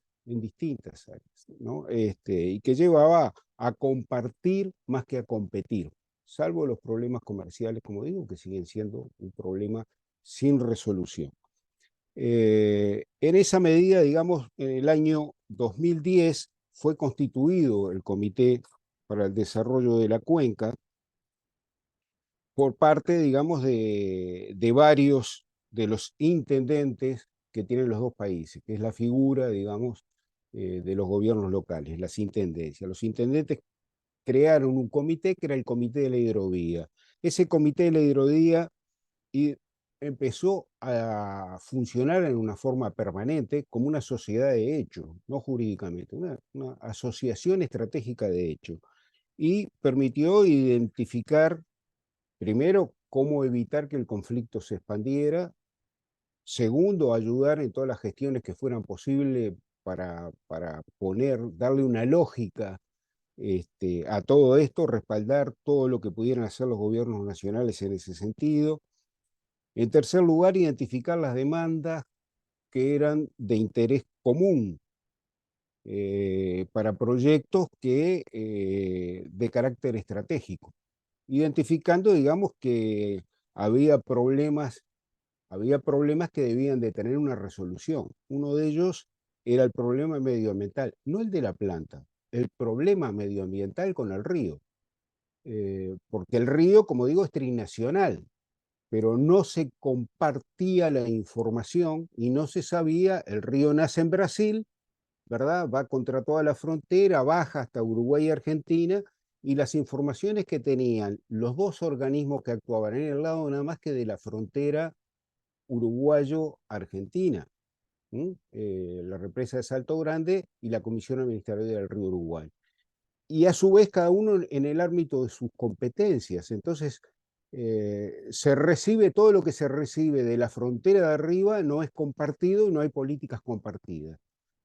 No es compartida la información, no es analizada en forma compartida la información, y no hay una intervención regional por parte de los estados nacionales, porque estaba ese formato de visualizar las cosas, digamos, o que se ven nada más que a nivel de las fronteras binacional, o porque sencillamente no hay una visión regional de que es necesario tener esa visión y una actuación desde la óptica nacional, regional, sí contemplando los intereses nacionales, pero no tratar de intervenir para solucionar problemas que son de toda la región trinacional, intervenir en común. Y el Mercosur como Mercosur no tenía condiciones de dar respuesta por lo que es el tratado del Mercosur y las limitantes, que son relaciones intergubernamentales exclusivamente y sin participación de los actores del territorio, o sea, los actores subnacionales y los actores locales.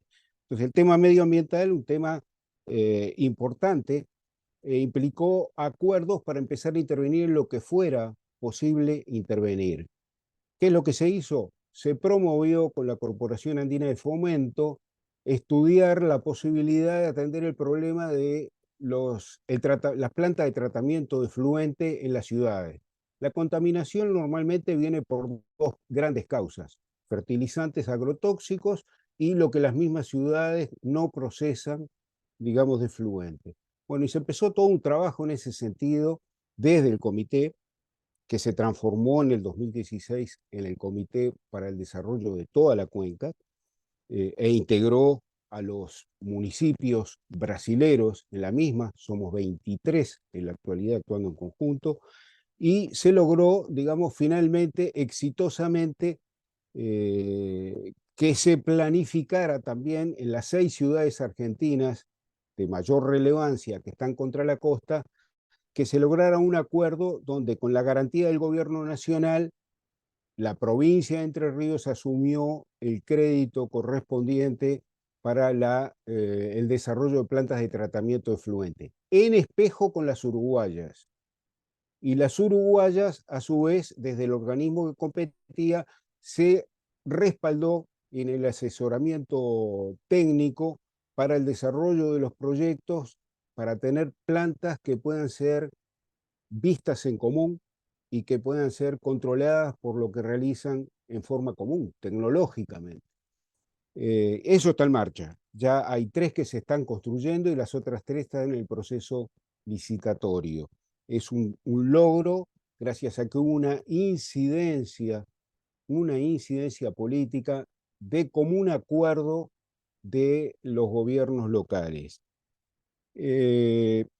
A su vez, digamos, eso es uno de los ejemplos, ¿verdad? Porque lo que se ha tratado es de identificar en forma permanente proyectos de integración, y se ha tratado de tener una visión que el desarrollo no solamente tiene que tener en cuenta el río en sí mismo, o la navegación en sí misma, o el tema medioambiental en sí mismo, sino que hay que ver el tema del desarrollo integral de los territorios, con esa visión que debe ser una visión no desde lo nacional o desde lo subnacional o local, sino con una visión compartida de toda la región.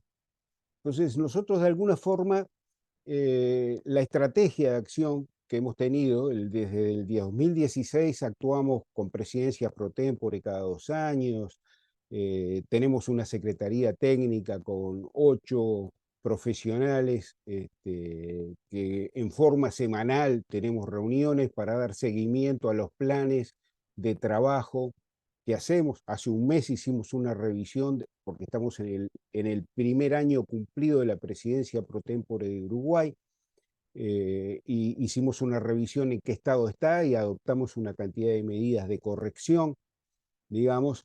Pero lo importante es que en todo esto nosotros tenemos estrategias para las 2 subcuencas. La subcuenca baja, que es donde está la hidrovía que existe con la CARU, ha implicado, digamos, poner el acento en el mantenimiento y funcionamiento de la misma hidrovía y el desarrollo portuario, porque eso permite el desarrollo socioproductivo de todas las regiones de Uruguay y Argentina en toda esta parte.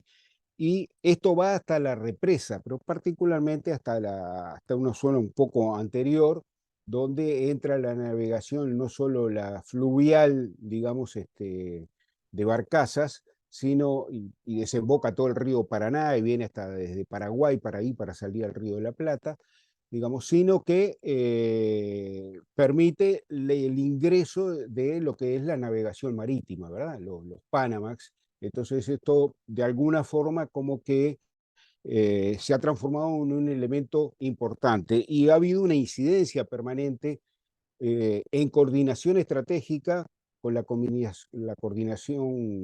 Administradora del Río Uruguay, que es el organismo internacional binacional que administra todo esto.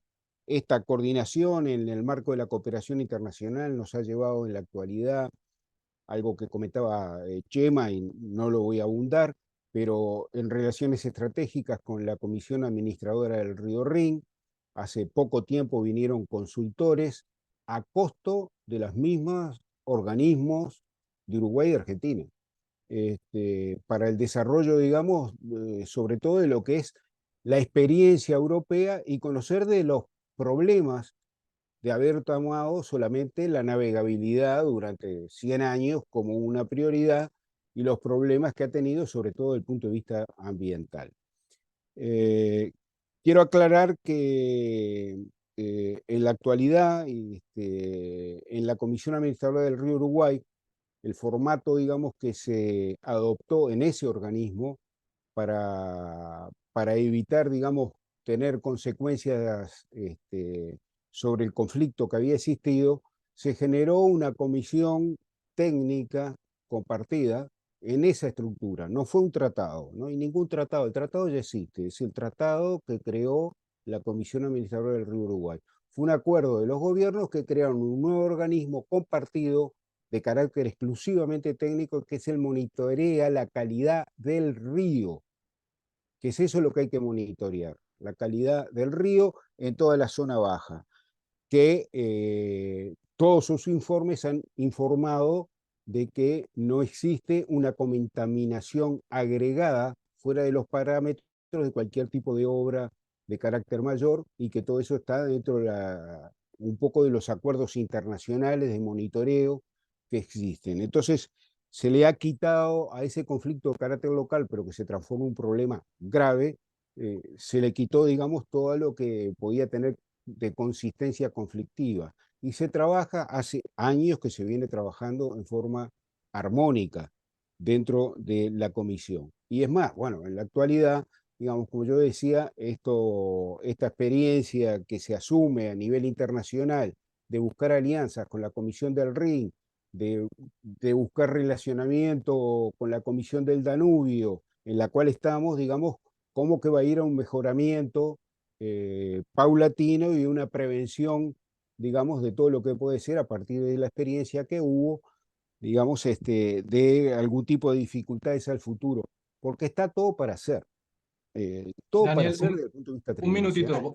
un minutito, por favor. Sí, Avanzamos. entonces lo que podemos decir es que la época de la pandemia para nosotros fue una época muy importante, nos ayudó a terminar de consolidar toda la relación, porque en ese momento nosotros logramos hasta trabajar en temas como era el de la salud específicamente, emitimos más de 50 boletines semanales en toda esa etapa, en la cual consideramos al territorio de la frontera en forma integral.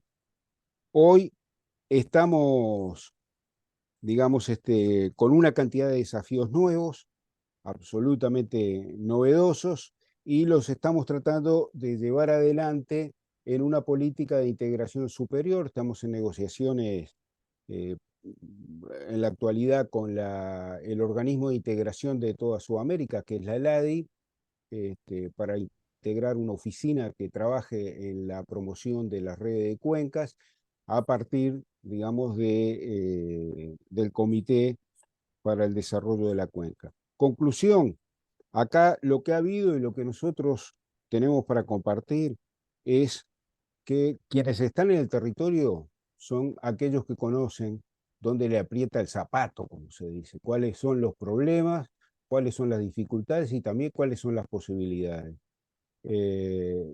Ignorar eso por parte de los gobiernos nacionales o por parte de los organismos de integración es como pegarse un tiro en el pie, ¿no? No hay integración posible si aquellos que están directamente vinculados y que toman decisiones diariamente participan de lo mismo. Para nosotros es una experiencia exitosa la que estamos desarrollando. Gracias.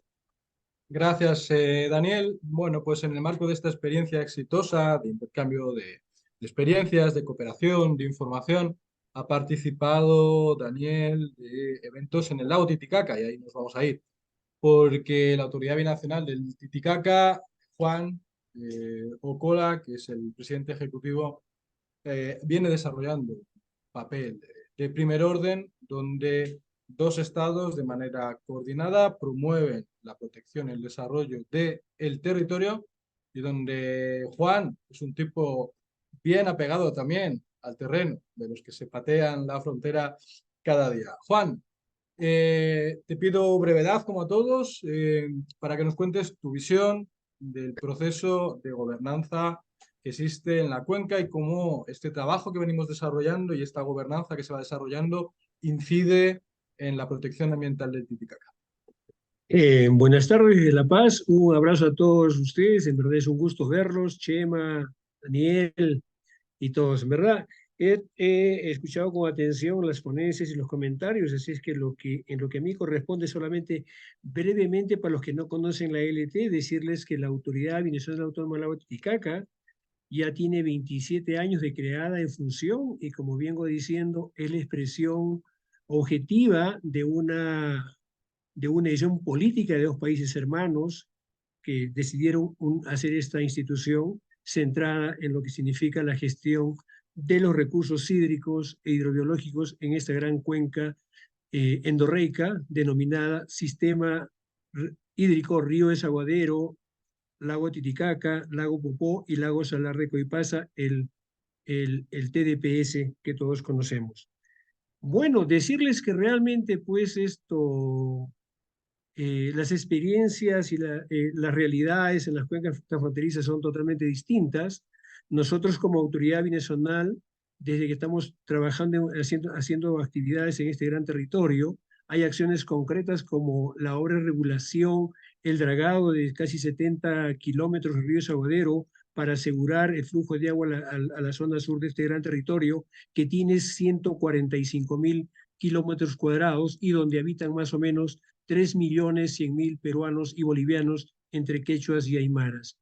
El tema fundamental en estos tiempos está centrado en lo que es la cantidad y la calidad, y quiero referirme de que el lago Titicaca es el corazón hidrológico de este gran sistema, un sistema muy frágil, muy vulnerable a temas de carácter natural como las sequías, las inundaciones, las heladas, y en estos tiempos, de hace un tiempo atrás, la contaminación. Creo que todos los que estamos aquí, los que visitaron la cuenca de Titicaca en los eventos que tenemos, dimos fe de esto.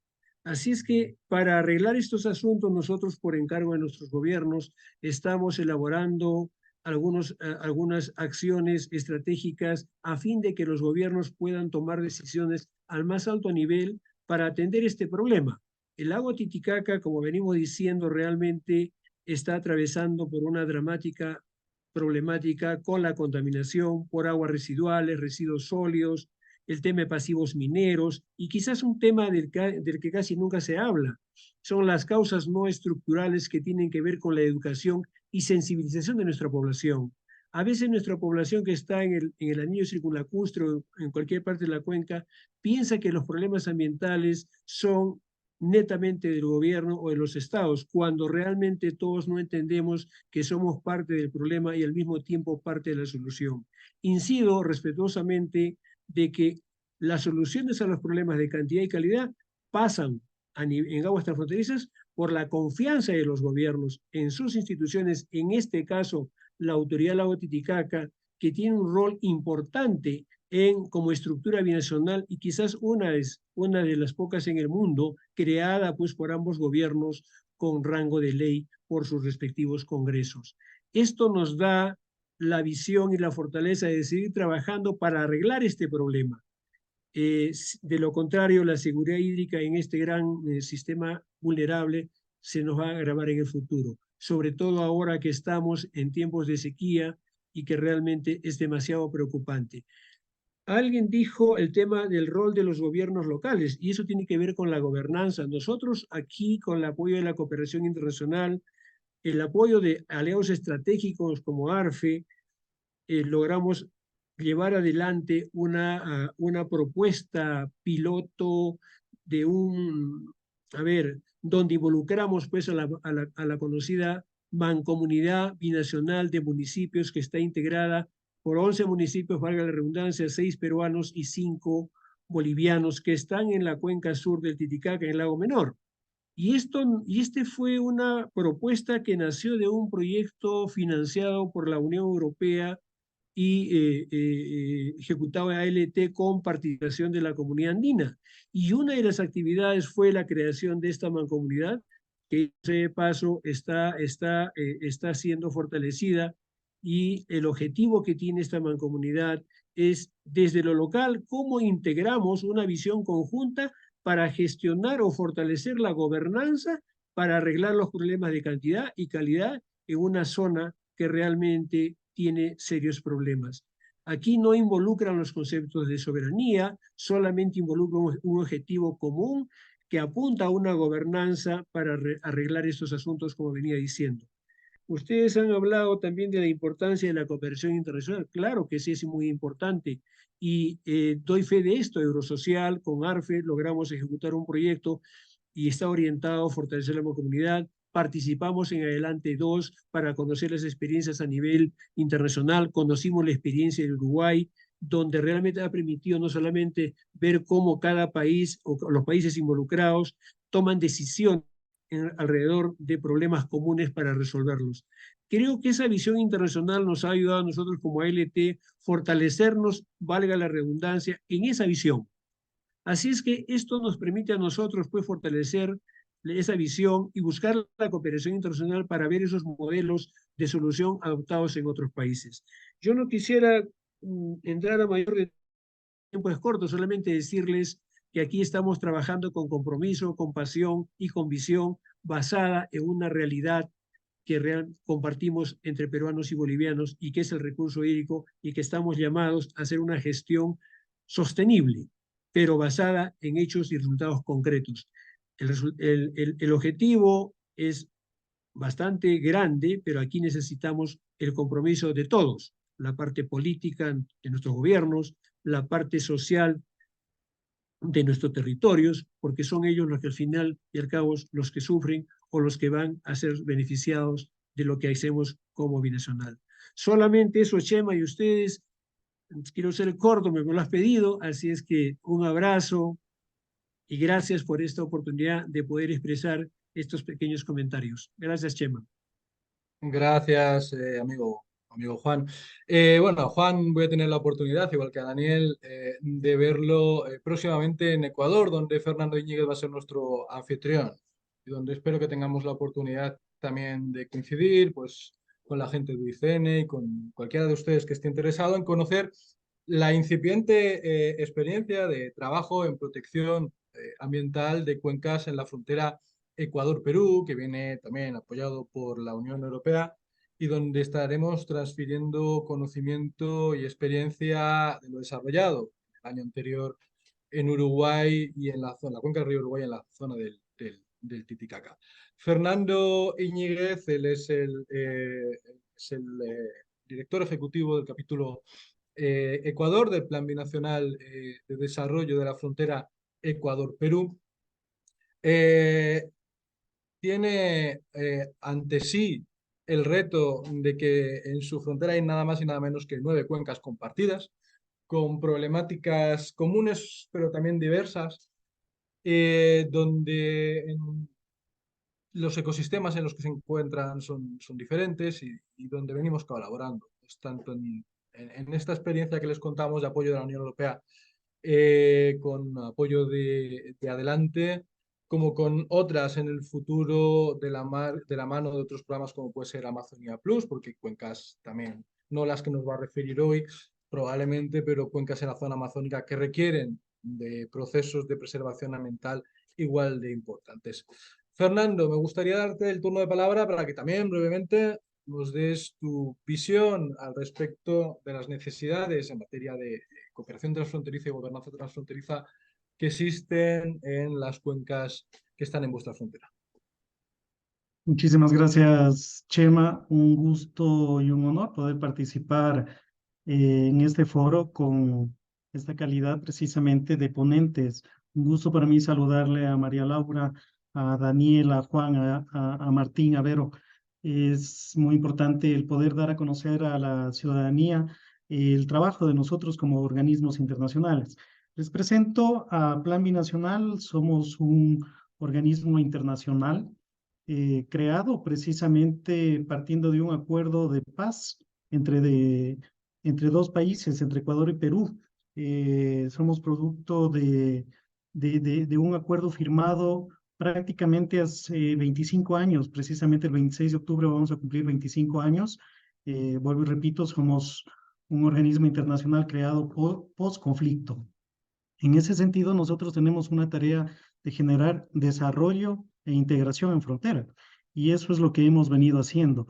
Gracias al apoyo de nuestros aliados internacionales, y muy importantes mencionarlos, en este caso ARFE y UICN, hemos venido trabajando en propuestas de desarrollo y de integración en frontera, partiendo de lo más importante, que es el recurso hídrico. Plan tiene 5 ejes de acción. Uno es el eje social cultural, el otro es el ambiental, minero, energético, el siguiente es comercial, productivo, de inversión turístico, el de conectividad, infraestructura y el de seguridad y defensa. En todos, transversalmente, está el recurso hídrico y es el principal recurso de integración entre los dos países.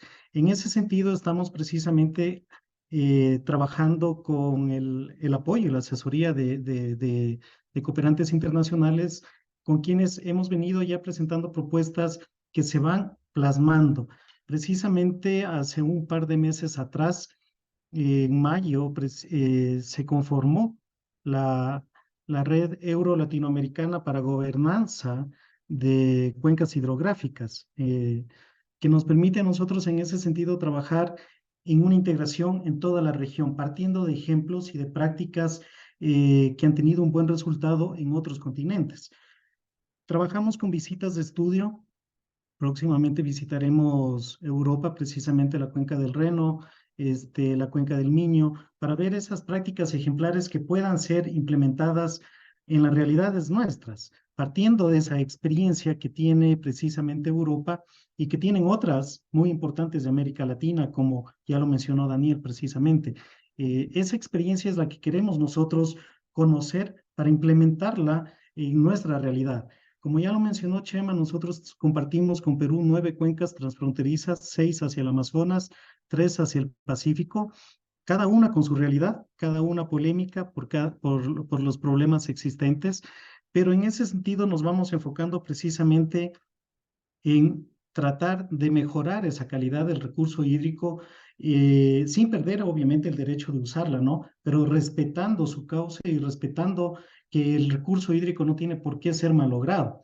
Entonces, vamos acompañando a los gobiernos locales en su gobernanza para que asuman sus competencias, y en un ejemplo práctico que les voy a poner en este momento, estamos con la Mancomunidad del Bosque Seco presentando una propuesta muy importante con apoyo de la Unión Europea. Ya hemos conversado con la delegación acá en el Ecuador para trabajar en economía circular.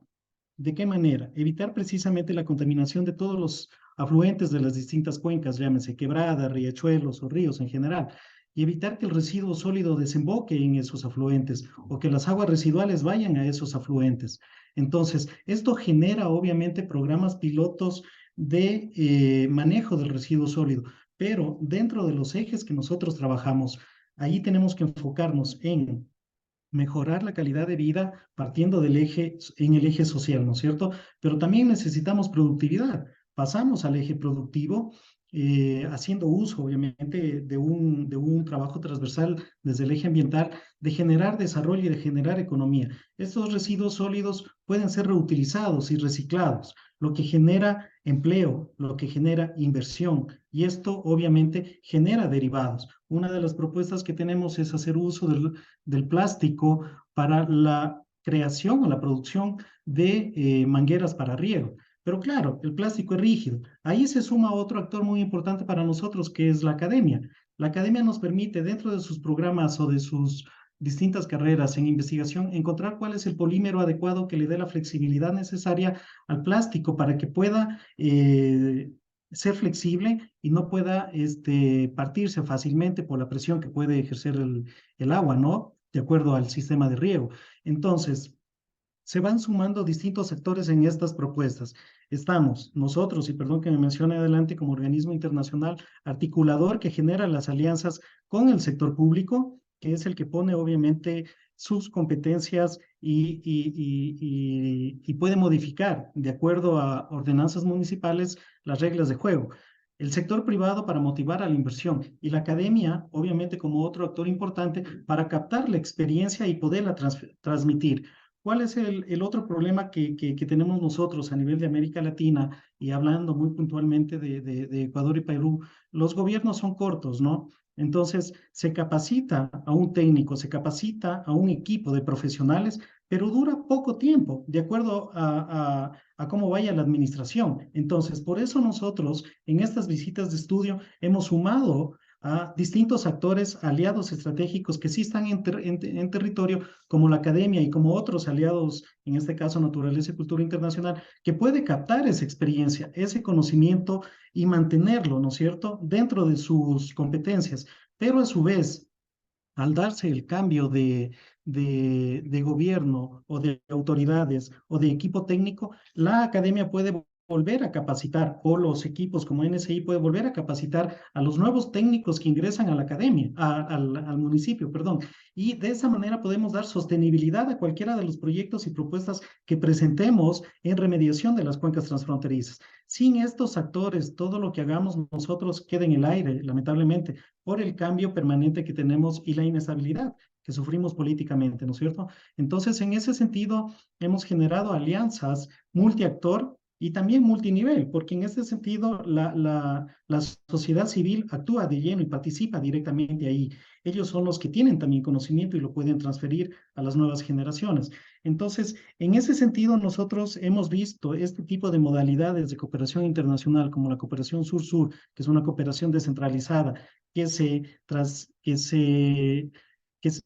el transferencia de conocimiento, de experiencia o apoyo entre gobiernos descentralizados, o la que estamos trabajando hoy en día, y agradecemos mucho esa apertura de la ventana adelante, que es la cooperación triangular, precisamente, que es la que nos ha permitido iniciar una propuesta de integración en la región, partiendo de generar alianzas con socios que están en otro continente, como en este caso ARFE desde Europa, quien nos viene acompañando y nos viene empujando precisamente en que se hagan las cosas adecuadamente para generar esa integración aquí en la región.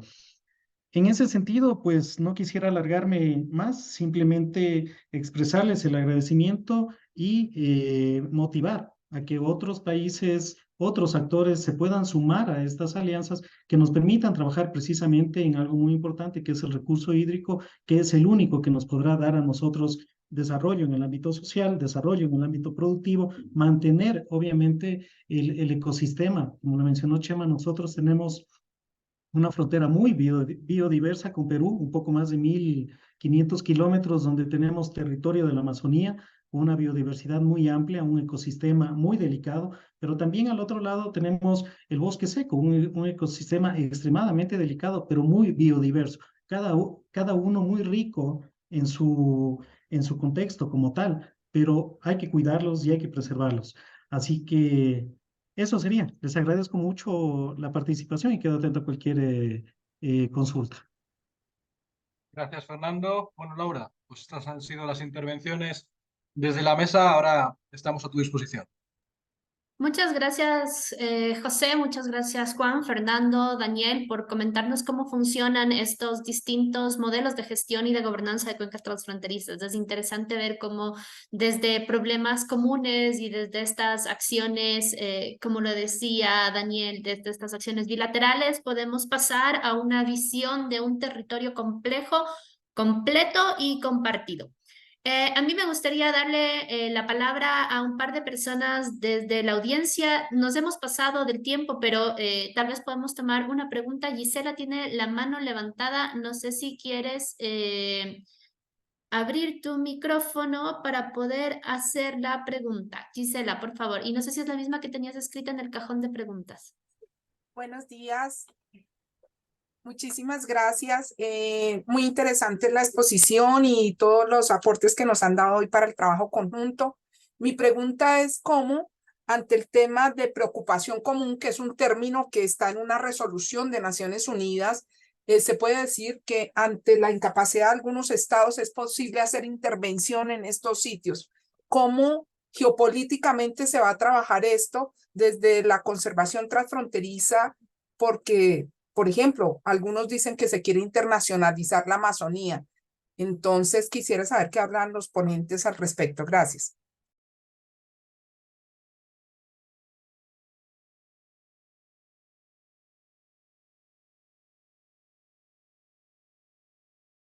¿Quién quiere tomar la pregunta? Verónica, tal vez, o en los temas de la internacionalización de la Amazonía.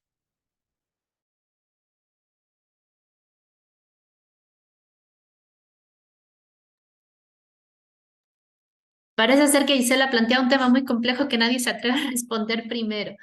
Yo creo Muchas que gracias por tu esto... pregunta. Dale, dale, Verónica, por favor. Sí. No, tú primero, por favor. Así tengo No, por base. favor, sigue, sigue. Es que creo que hay como dos formas de bien público global, bien público regional por una parte y por otra parte como patrimonio común de la humanidad. Creo que si lo abordamos como patrimonio común de la humanidad, los estados son como fiduciarios, o sea, no podría desvincularse del control del Estado como patrimonio común de la humanidad. Como bien público regional o bien público común, y en este caso desde mi punto de vista sería bien público regional, tampoco creo que se llegue o llegue a pasar esto en un futuro cercano, porque justamente la soberanía de los estados siempre ha sido una piedra en el zapato en la integración y en un o sea, y en este digamos, recurso estratégico, otra vez vendría lo que es seguridad nacional, recurso estratégico, y esas palabras lo que hacen es exacerbar lo que es la seguridad nacional, la soberanía, el recelo de los estados. Entonces dudo mucho que en un próximo futuro se llegue llegue a pasar esto. O sea, siempre va a pasar, o siempre va a estar, desde mi punto de vista, el Estado como articulador entre, digamos, entre el cinturón, entre la comunicación internacional y nacional. Ese es mi punto de vista. Gracias. Gracias, Verónica. Martín, creo que querías tú también atender a la consulta.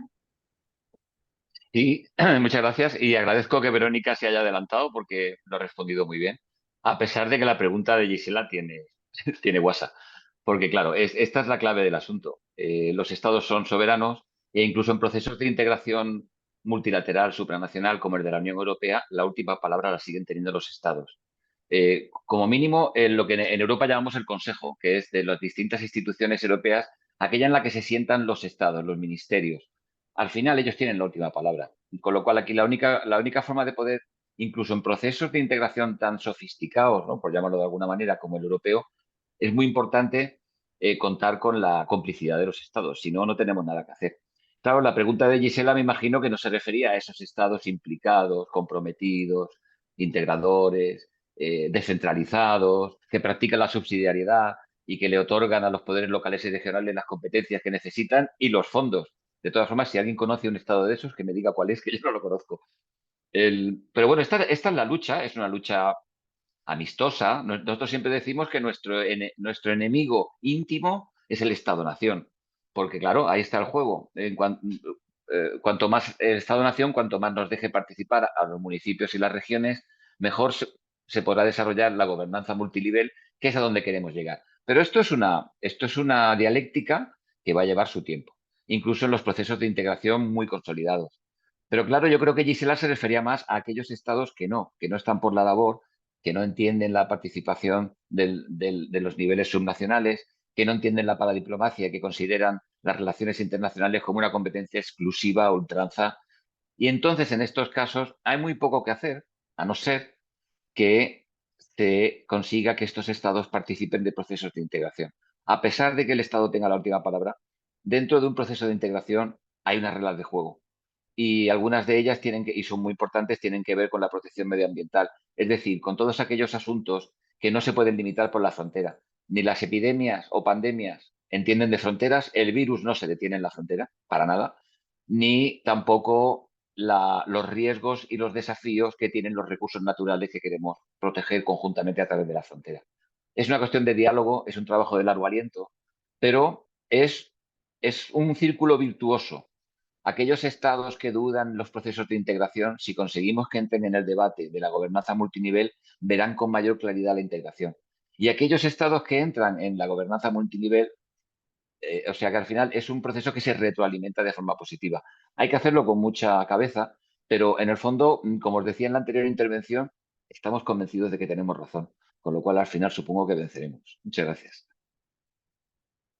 Muchas gracias, Martín, por tus respuestas. Daniel, con esta última respuesta, te agradecemos la intervención y creo que después de tu intervención cerramos el seminario porque llevamos pasados de la hora. Ok, solamente sobre este tema voy a dar una respuesta que de tipo personal, no institucional. El gobierno Lula ha retomado este tema como un tema estratégico y dentro de su propuesta de reactivación de todos los mecanismos de integración, el tema de la Amazonía, hace muy poco tiempo, menos de 15 días, hubo una reunión en Foz de Iguazú, donde el tema de la Amazonía pasó a ser un tema central. Y precisamente la visión es la visión de la región, y una visión que sea también respetuosa e integradora de las comunidades nativas existentes en la Amazonía, que implica cosas puntualmente, por ejemplo, todo el tema de qué hacer con las mineras, qué hacer con el extractivismo, qué hacer desde el punto de vista de los genocidios en marcha que existen por todos aquellos que explotan, en el verdadero sentido de la palabra, explotan todos los recursos naturales más allá de los estados nacionales. El enfoque no puede ser un enfoque por separado, tiene que ser un enfoque compartido. En eso se está en esta etapa, pero los estados son endebles y el tema, cuando se habla de la internalización, no hay la internalización de qué, de la participación de las multinacionales, que son las primeras responsables de lo que ha sucedido en la Amazonía, porque los organismos de integración, caso de los europeos, no dan garantía tampoco, ni Naciones Unidas en sí mismo, si no hay una participación comprometida desde la región con el tema de la Amazonía. Entonces, es todo un proceso de contradicciones, pero es un proceso donde hay una excelente diría, visión y compromiso histórico a partir de la iniciativa de Lula. Es una oportunidad que no se va a repetir en mucho tiempo. Gracias. Gracias, Daniel, por esta intervención. He activado una pequeña encuesta que nos permite conocer si es que este seminario a ustedes les ha resultado interesante y si es que lo que hemos expuesto aquí los ayuda en alguna medida en sus labores diarias, porque entendemos que muchos de ustedes trabajan en la gestión y en la buena gobernanza de las cuencas compartidas. A mí no me queda más que agradecer a los magníficos ponentes que hemos tenido el día de hoy, Verónica, Martín, José, Fernando, Juan, Daniel. Esperamos tener eventos similares en el futuro, ya que vemos que despiertan muchísimo interés y es un tema que, como nos dicen, con los desafíos del cambio climático y la escasez del agua cada vez va a estar más. La cooperación es la innovación necesaria para poder garantizar los beneficios del uso y aprovechamiento del agua para la mayor cantidad de personas. José, te doy paso, no sé si quieres dar algún comentario final conmigo, por agradecerles mucho por permanecer con nosotros casi media hora después de lo planificado. Se nota que es muy interesante y gracias y los esperamos en una próxima ocasión. No, en mi caso, si es un cierre institucional, le cedo el turno de palabra a Martín Guillermo como secretario general. Gracias, Chema, por respetar el escalafón, pero sabes que aquí somos muy flexibles. No, nada, un placer. Ha sido realmente muy interesante. Yo estoy impresionado por el número de participantes y además han aguantado casi todos hasta el final. Así que es un placer. Y solamente quería compartir con vosotros una anécdota, algo que ha ocurrido hoy, ¿no? Fíjate si el agua es importante, que hoy mismo hemos sabido que la India ha conseguido ser el primer país que ha llegado con una sonda al polo sur de la Luna donde se supone que hay agua congelada. Rusia precisamente hace unos días fracasó en ese intento. Hasta en la Luna estamos buscando agua y creo que también estamos buscándola en Marte. O sea que la geografía nos excede. Entonces nosotros seguiremos teniendo nuestros pies en la Tierra, pero también seguiremos un poco soñando cerca de la Luna para poder conseguir tener un futuro mejor. Y ese futuro mejor definitivamente pasa por la integración y por la gestión compartida de recursos. Así que, bueno, bienvenidos a los nuevos, a la familia de la cooperación transfronteriza, y un abrazo muy grande a los amigos de siempre. Gracias a todos. Nos vemos en una próxima ocasión.